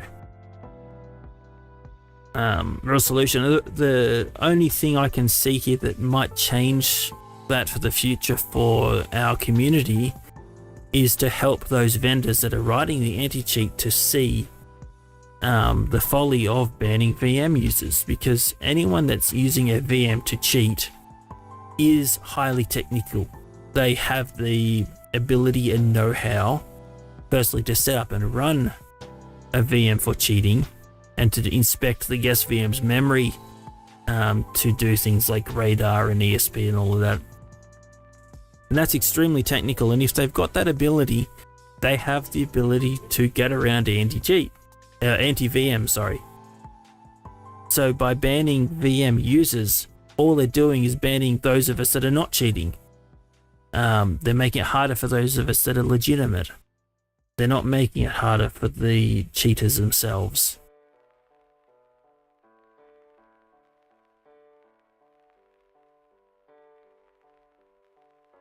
There we go.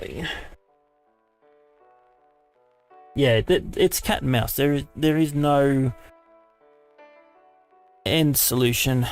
Actually, I do know of a solution to it, but I don't like the solution.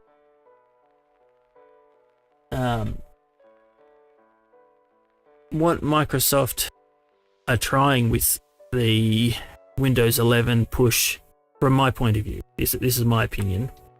Nothing's substantiated here, but this is how I see things unfolding.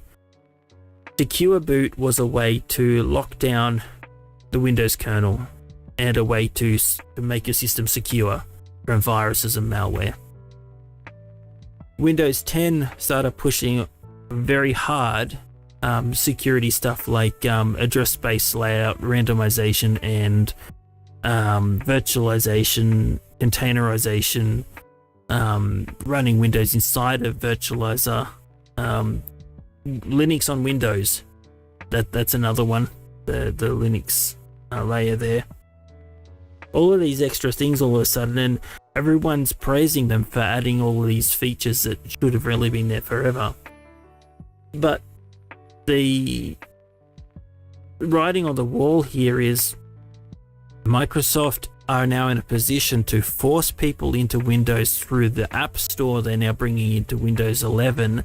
It's becoming like Android and Apple, where you have to write an application that is now signed and verified and certified by Microsoft to get into the store to be able to be sold. They limit the API you have access to in Windows when you're one of those signed App Store applications.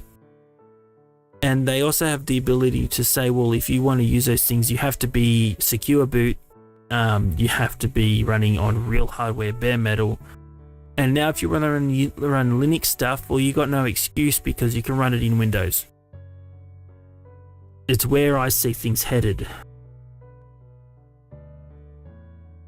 Yeah, I know it's not useless. That's not my point. My point is it's useful enough that Microsoft can use it as an excuse to prevent people dual booting, for example, to convince vendors to break dual boot in or change the boot process so that you can't dual boot easily anymore, at least on home PCs. I'm not saying they will do this. I've got no evidence or proof to it, but it is a in my opinion, a threat to open source, or to Linux in general. I'm sure that Microsoft are not happy about things like, what do you call it? And then we come to Proton and the stuff to allow you to run Steam apps and games and stuff on Linux as well as they work now. And I'm sure we're going to start to see license agreements with vendors come out in the future that prevent apps being allowed to be in the App Store under Windows and work under Linux. Yeah, for money profit, of course. Of course. No, I get it. I get it. I mean, at the end of the day, people have got to put food on their tables and feed their family, but yeah, I don't trust Microsoft. That's what it comes down to. They've been devious too many times to have built up any trust in my eyes. But what can you do? It's the world we live in. 9 minutes left.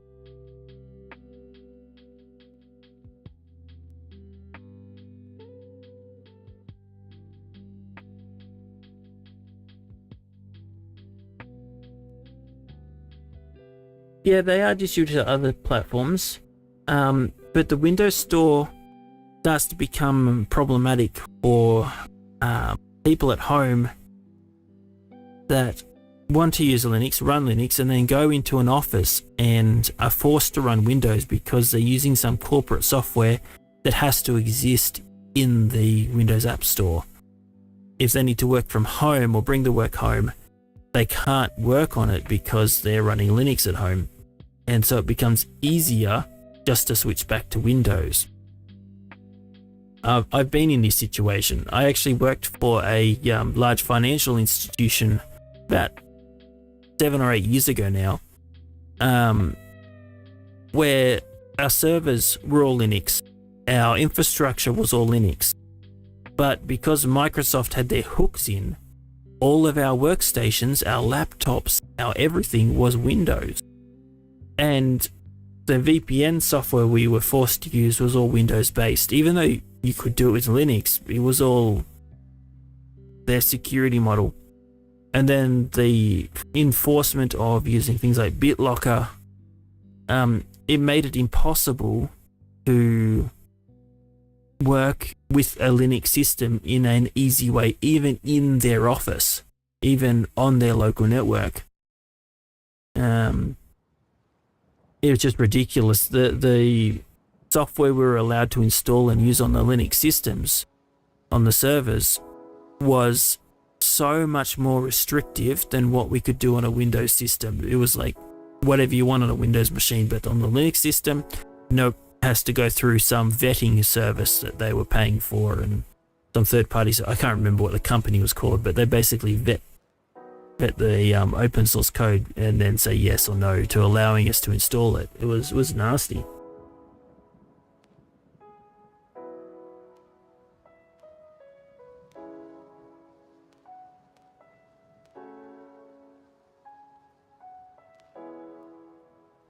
Yeah, the static you're hearing isn't compression, it's my printer. You're actually hearing the noise suppression, getting most of it, but the printer's got some little high RPM fans on it, and when I speak, the voice gate opens and you can hear it.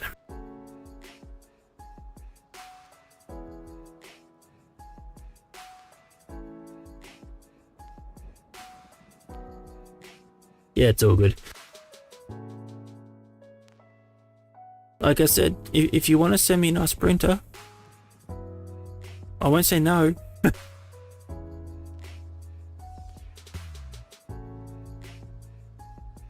Yeah, it does open you to some vulnerabilities. Completely agree with that. But it just was getting ridiculous. Like, we were using Red Hat Enterprise Linux, and we weren't allowed to install, for example, we had about 30 or 40 systems in the infrastructure we were building. They were all actually virtual machines on VMware. And managing them before I came on board was being done manually. And when I came on board, I pushed to automate it using Puppet or SaltStack. This is before Ansible, by the way, was sort of available to us. It took 6 months to get SaltStack authorized. They wouldn't authorize Puppet. I don't know why. Puppet was sort of the no-brainer choice for what we're doing. It took 6 months to get them to authorize us to use SaltStack in the production environment. Sorry, not production, in the testing environment. It wasn't even production environment. Because it wasn't vetted code. Even though SaltStack, I can't remember who funds SaltStack. Hold on.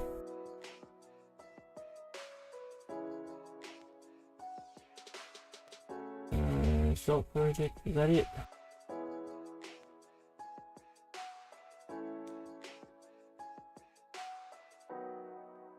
I don't know who funded it. VMware. There you go. It's a VMware project. And it's a commercial project. It's open source, but it's commercial. commercially backed, commercially written. We were already using VMware for the hosting infrastructure, yet we couldn't use SaltStack until we had someone pour through it and say yes. It was ridiculous. Rob Loster, I'm sorry, but I hate to say it, there's no such thing as a HDMI 2.1 or HDMI 7.6 or 4K 1080p Full HD 8K 400 frames a second HDMI plug. They are literally just a EEPROM connected to the data pins on the connector. It's a very, very simple device inside. And all it does is hand EDID data to the GPU. There's nothing special in there. In fact, I might even have one sitting here somewhere. It's open. Did they audit the entire code? Probably not. Probably not, I doubt it. No, I don't have one I can show at the moment.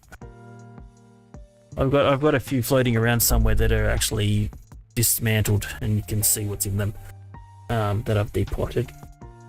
But they're literally just an I2C EEPROM connected to the socket.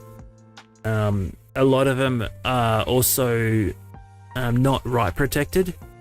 So if you use a tool, I believe there's a tool to let you flash them through the NVIDIA drivers in Windows. I can't remember if there's one for Linux. You can actually change the programming in most dummy plugs, but I wouldn't know the specifics because I actually have a EEPROM programmer. I just connect up to the chip directly. This thing.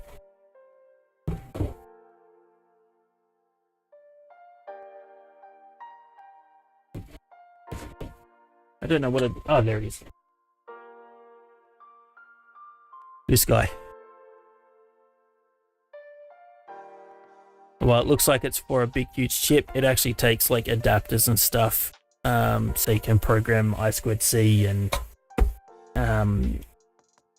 SPI devices. You can even program microcontrollers like the STM32. These guys, one of my favorite microcontrollers. Focus. You're going to focus. There we go. That's the venerable blue pill. I think that's got a fake STM32 on it, like the CK one or something, but that's a really cool microcontroller. I like them.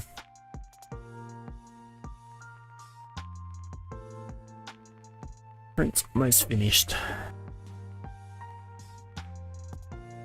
Stop advertising Salt Project.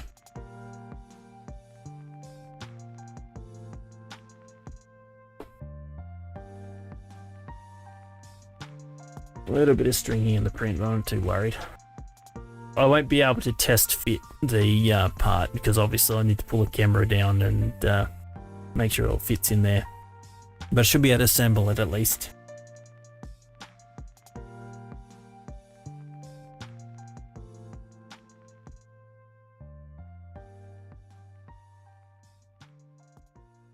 Oh yes, I was talking about as well the potential way to stop cheating in games.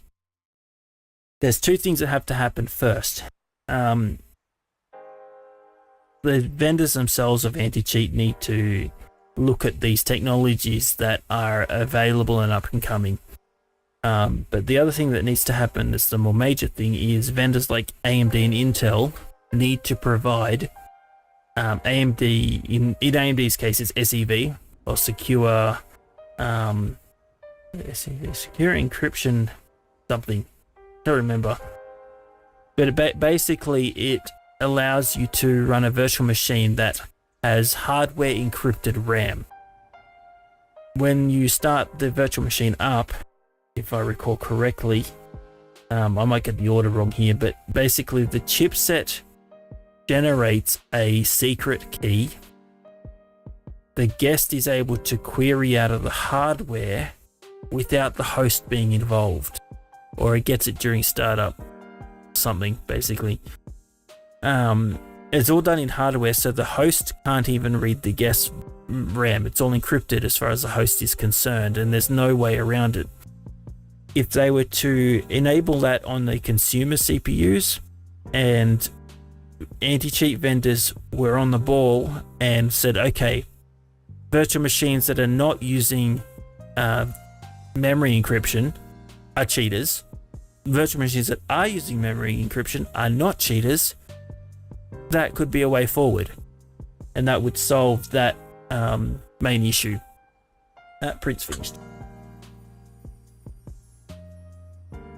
Let's see.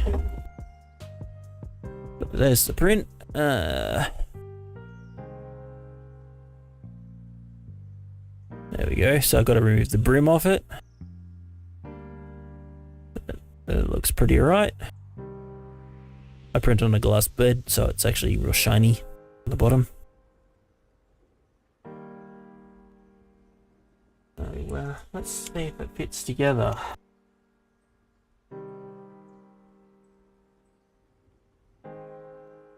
I'll probably trim the brim off later, but pull off what I can for the moment.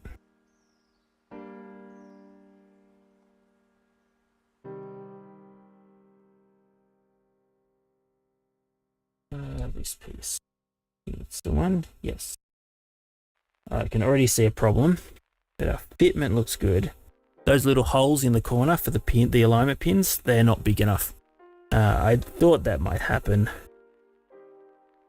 Not too worried because I could just cut the pins off. It's not actually needed for this application, but the fitment looks really good.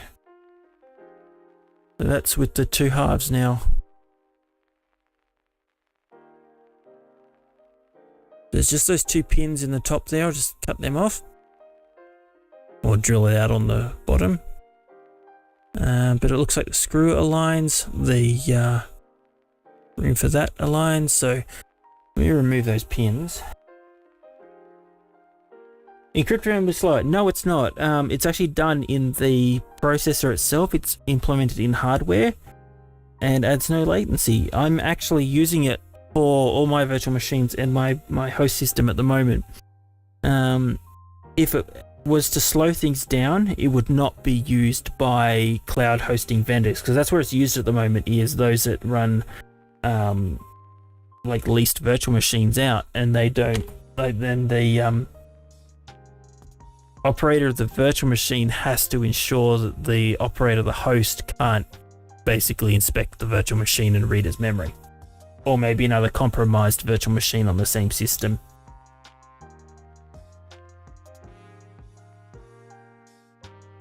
Alright, fitment feels good.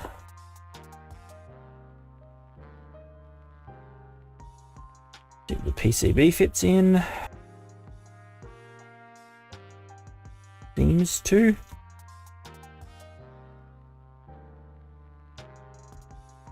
Got this first go, I'm gonna be pretty stoked.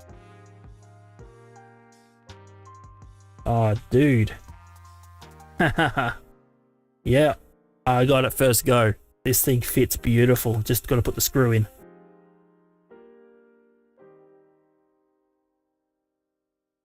Oh, come on. Focus. Look at that. Like a glove, eh?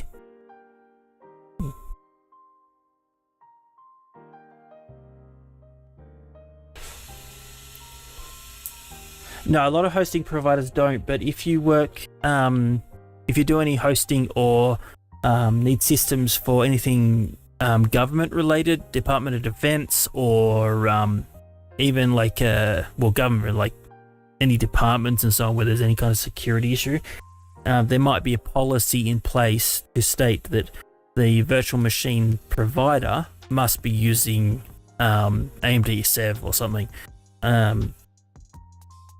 Or maybe not even government, it could be, like I was saying before, financial institutions, and that's where most of the money is, and where most of virtual machine usage comes from these days, is those huge organizations.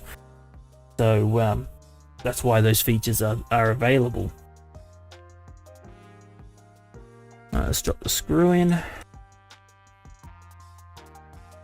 Screw lines up perfectly.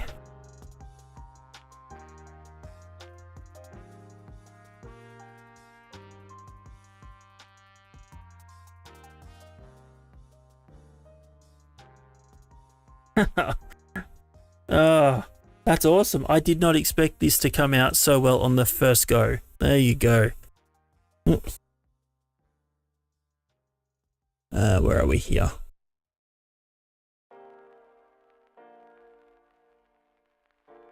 Come on. I'm not close to my hand.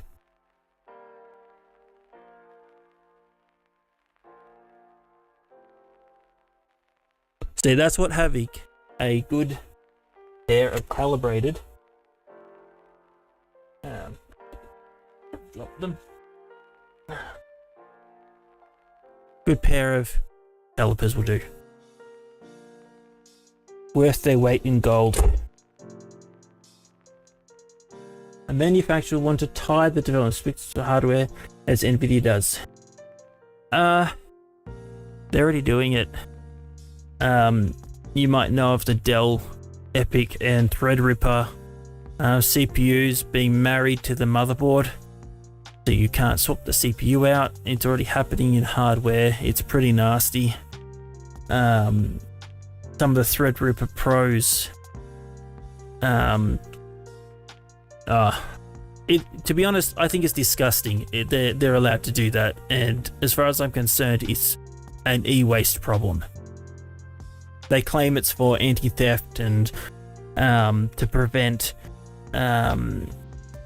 compromise, and it increases security and all this other garbage, and it's not. If you don't know what I'm talking about, they marry the CPU to the motherboard the first time it posts.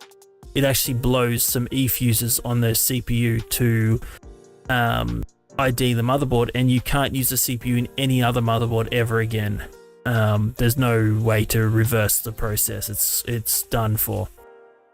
So it basically kills off the used CPU market, because at the moment what a lot of people do is they'll upgrade a Xeon system to some newer processor and then sell the old Xeon on the internet, and people like myself will go and snap it up at a quarter of the price of what it was new to throw into one of our servers, or maybe a home server, serve the home type stuff.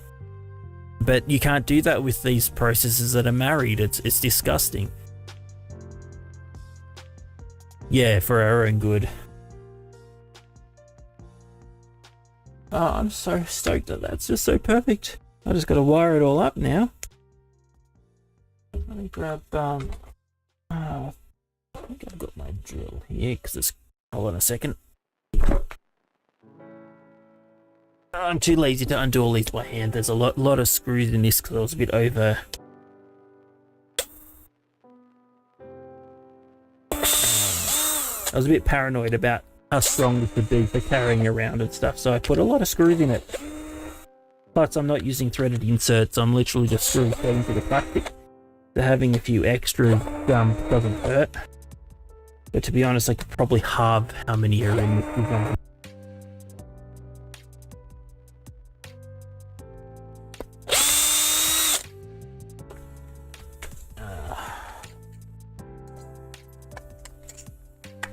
I'll show you this in a second.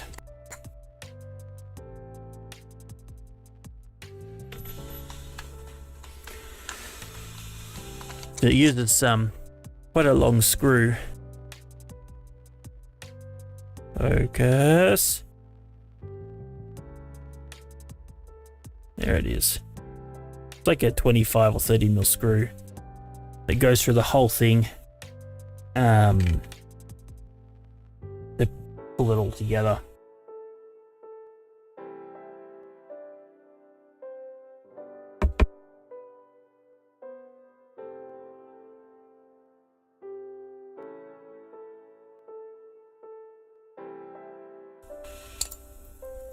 Get the cut lead off.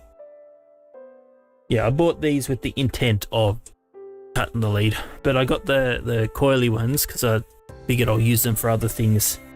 I like to recycle a bit because they've got a nice right angle barrel jack connector on them, which will go well with the snake around the lens and stuff. So I wanted the curly cable to reuse for other things. I need my wire cutters. Hold on.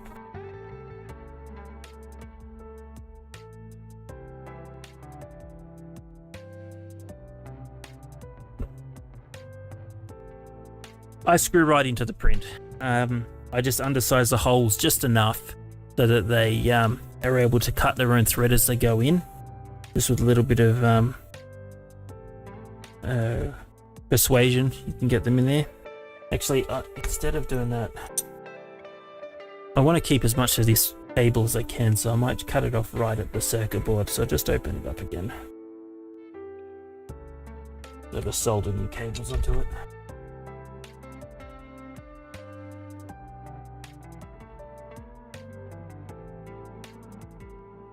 I actually haven't found, like, I've got some threaded inserts you can push into the plastic, but I haven't yet found a time where I've wanted to use them.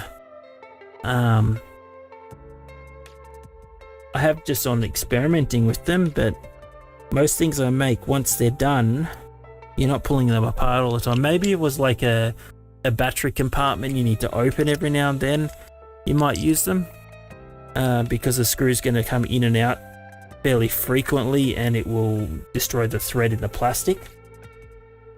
For example, that design just now, that center screw hole was sized specifically for the little self-tapping. Come on. Why the focus is shocking? Come on. No, it's not gonna go this time. Yeah, I need to sort out a better lens for this kind of a thing. But yeah, you just drive the screw into the plastic. Now you can do it like 6 or 12 times or so, like a dozen or 2 times, without too much difficulty. And if you do strip it out, that's why it's handy to have extra holes there, because then you just put another one in. Where's the intermediate part? There we go. That mounts that way. Yeah, sweet. So, yeah. Go back here. So that's the intermediate part on the top. And then that there goes straight on top like that, with just a set of M3 screws, just some short ones.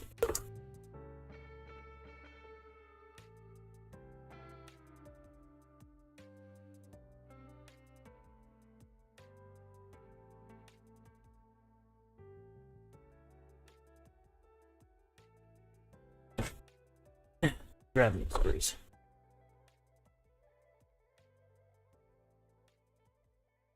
What's going on in the corner of my YouTube? Oh, in this corner. I should read it. Designing and making a different.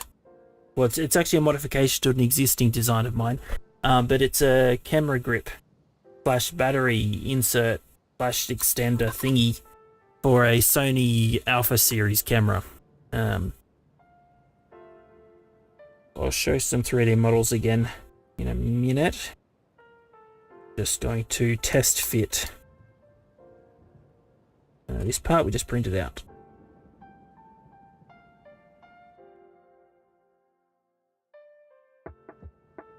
This is one of those rare occasions where I've designed a complex part and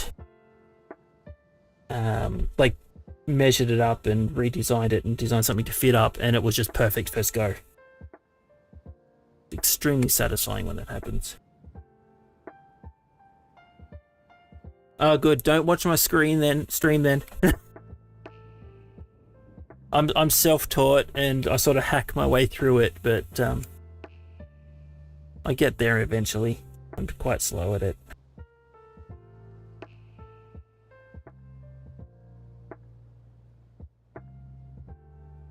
Yeah, a bit of everything.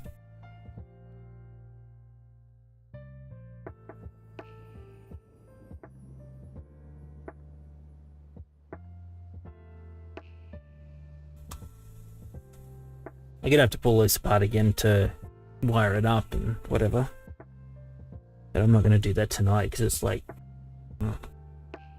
that 15 to 1 in the morning here. 9 Nice. So that's the battery insert part done. So that's why I wanted to design half of it, because the other half will fit into the camera absolutely dead on, and I don't risk damaging the mechanism inside the camera.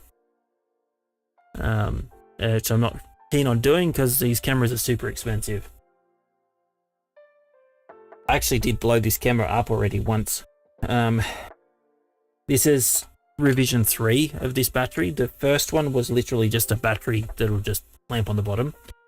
2 18650 cells, and that was it. At which point I realized that I could actually make it more functional and make it a battery grip, like not just a battery.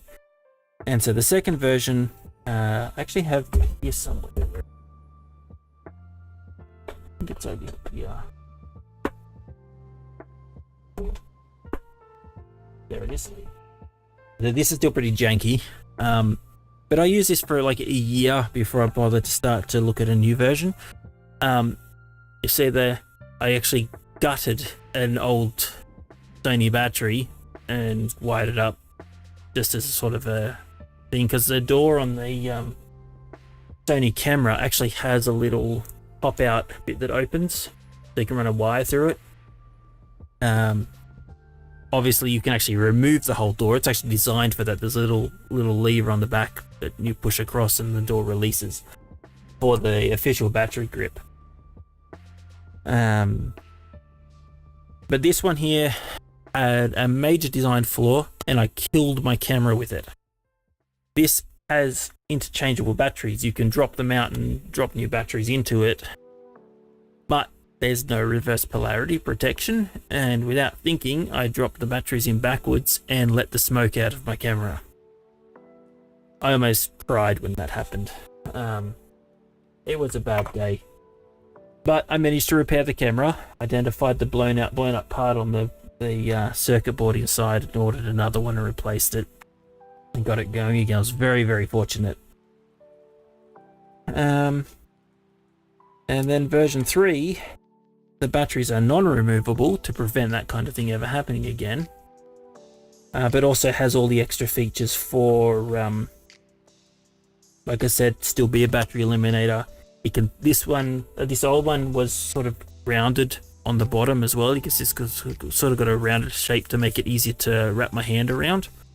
But the downside to that was I couldn't mount it on a tripod anymore, because the tripod mount couldn't sit flat on the base.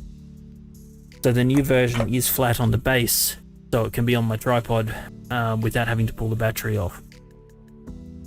And I'm treating them now like a full battery rather than interchangeable batteries,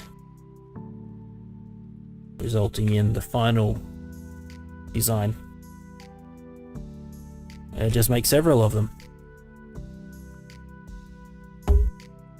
How big is my box of failed prints? Not very big, but I empty it regularly.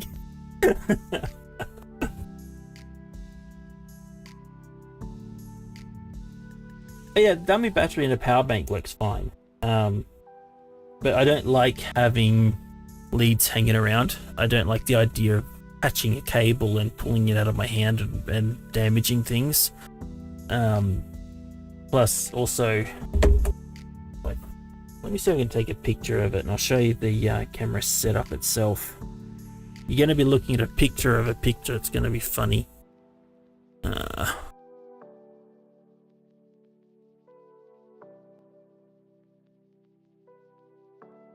You get to see my messy office too. Let's see if this will focus. So you can see there the tripod on the battery mount, but you also see around the edge there's all the cabling for the monitor on top, which then I can walk around with that.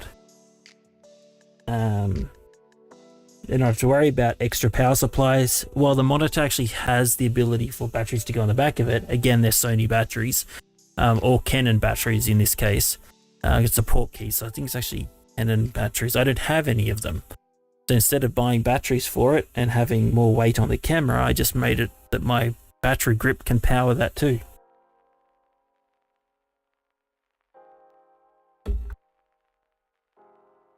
The camera looks judging. Hey, Corgan, how you going, mate?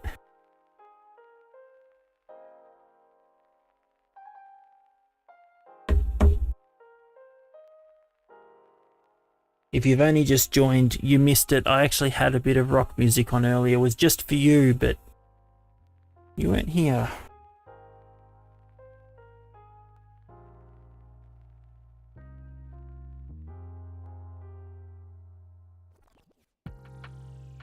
So, I can't finish this today. I don't have any more barrel jacks. I need to order some. I need another switch. I didn't actually think I was going to make more than one of these when I made the last one, but it turned out so good I did. And the first one I made has recycled laptop batteries in it that are a bit worn out. This one I actually bought new cells for. So this one is what I'll take when I go camping and stuff. But with the one in there with the recycled batteries, I went on holiday not too long ago and took it with me. And was away for 5 or 6 days, something like that. Took about, I don't know, 800,000 photos, easy. And I still had 70% battery left, so. But that was without running the monitor. Running the monitor, I get far less time out of it, for obvious reasons.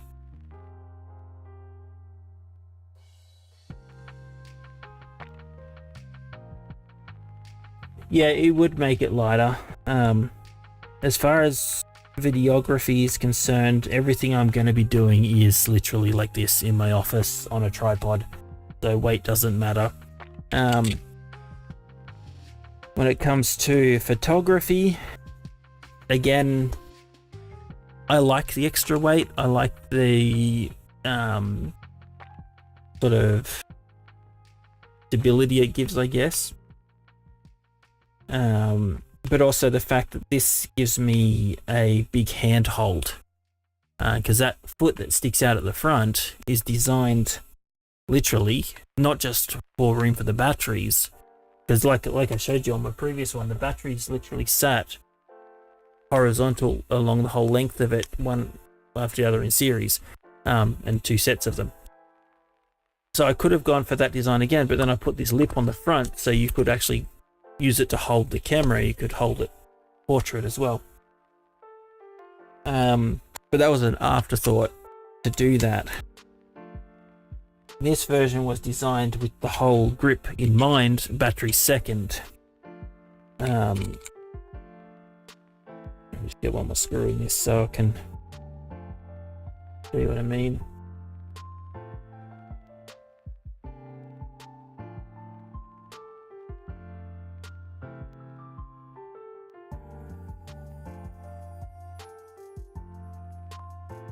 This is why I pulled the drill out. I don't like to put these screws in with the drill. Take them out with the drill, fine, but put them in with the drill, you're very likely to strip them out because they're just going into plastic, to feel them as they go in. So yeah, the point is you can hold that quite comfortably and walk around with the battery the camera hanging upside down straight off the battery pack, because it literally screws through into the camera mount. And that is a print, if you're wondering why it's so shiny and has no layer lines, is you can make 3D prints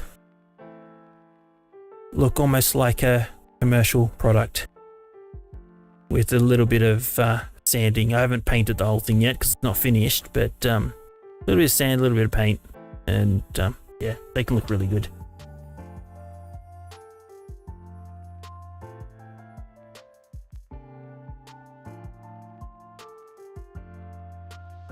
Who knew I was streaming to YouTube? Me, I knew.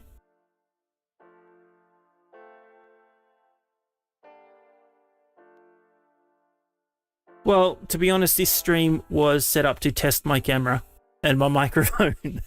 I haven't streamed to YouTube before either, so I wanted to see how that went. I wanted to try and stream in 4K, because you can't do that on Twitch, so I thought I'd try that.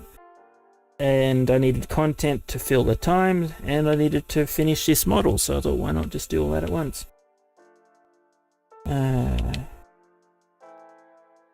Hopefully, the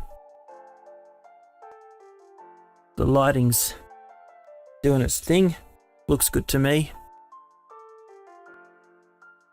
Yeah, I know. I haven't bothered to fix the focus. I'd actually go manual focus, to be honest, and pull it manually, but I'm being lazy. I'm also using a macro lens. I thought I'd try something different.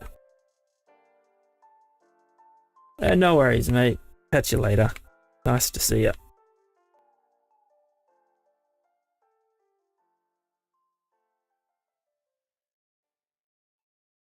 I just can't believe that print came out perfect first go. You should go back and watch it, Corrigan. I literally measured the part on stream and modeled the whole thing, and the first print fit perfect.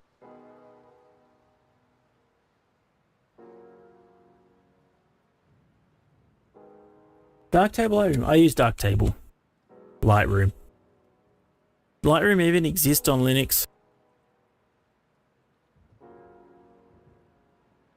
I'm a real novice when it comes to photography. I'm still learning as I go. I do it as a bit of a side hobby thing. If I've got to go and do the social thing and be with family, you know, or go on holiday somewhere to keep the family happy, keep myself entertained, I'll take the camera. But it's not a passion per se, it's sort of just a bit of fun. Display or scene referred workflow? I don't know what you're asking, I'm sorry.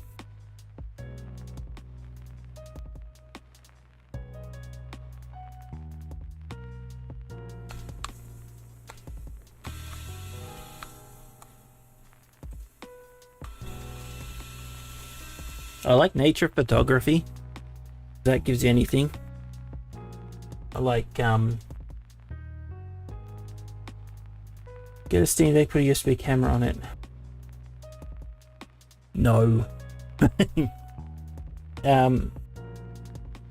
Yeah, they're expensive. October doesn't know anything about. Yeah, make your enclosure it. Yeah, that's pretty funny actually.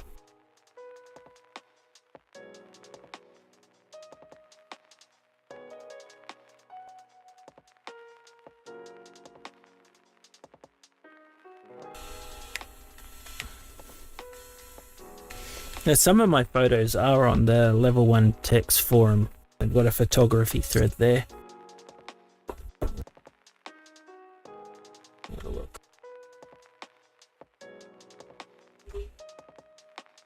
And the forums. There's some feedback. Turn this printer off too. Get rid of that fan noise. I probably shouldn't look at my moderation stuff while I'm on stream. That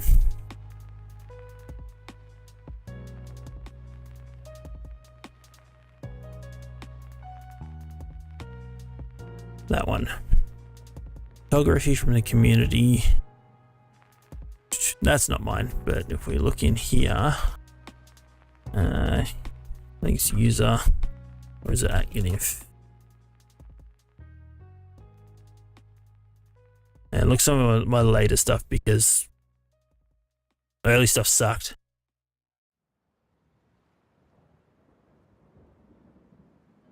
There you go. There's one of our camping trips. That's my wife and my wife's friend. But at this point, I was still pretty fresh. This was a HDR stacked photo taken at dusk. Probably could do better today, but yeah. Some pretty stuff.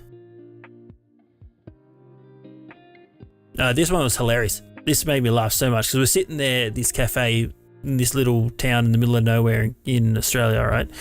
And there just happened to be these two old blokes trying to get this car running in the middle of an intersection. It's like just perfect photography moment. I loved it. Typical Aussie. Old school. Probably should make that black and white. It's just these signs sort of kill it.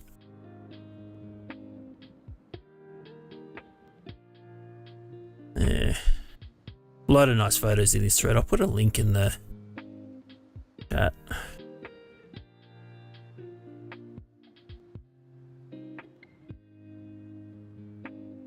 Yeah. I don't think there's many more going back of mine. There was a lot more in here, but this fellow got a little bit upset that the forum rules were basically whatever you post here is public domain. So he went back and deleted all his pictures. Oh yeah, that's more of my stuff, more arty stuff. This was an accidental photo. I was trying to do some stuff at night and didn't realize I had the exposure set to some crazy value, and there was like some lights in the background. This is again out camping, and I just found this photo on my camera later.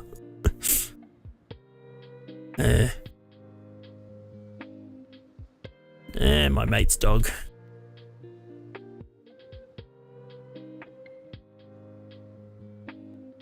Yes, I wouldn't call myself a professional photographer. I just have a bit of fun. Yeah, it's one of my favorite shots though. Knowing what I know now though, I would have done that one a little bit different. I also wasn't yet using the right lens for my camera. The A7R2 has a 30mm or full frame sensor, and I only had APS-C E-mount lenses at this point.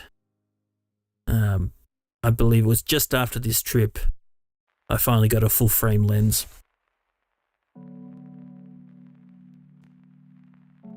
Anyway, I did what I came to do.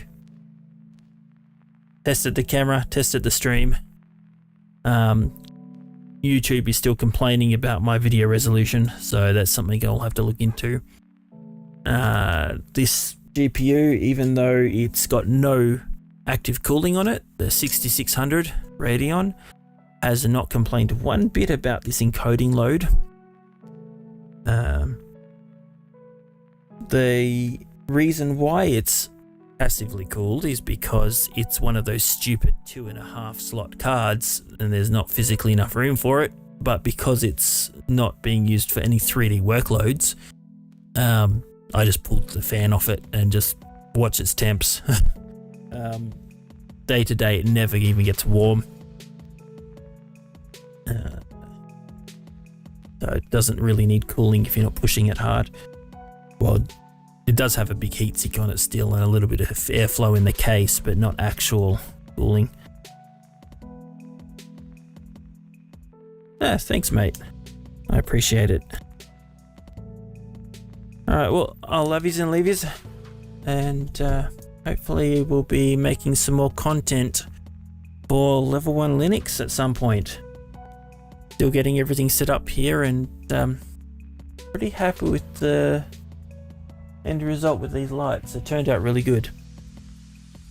Okay.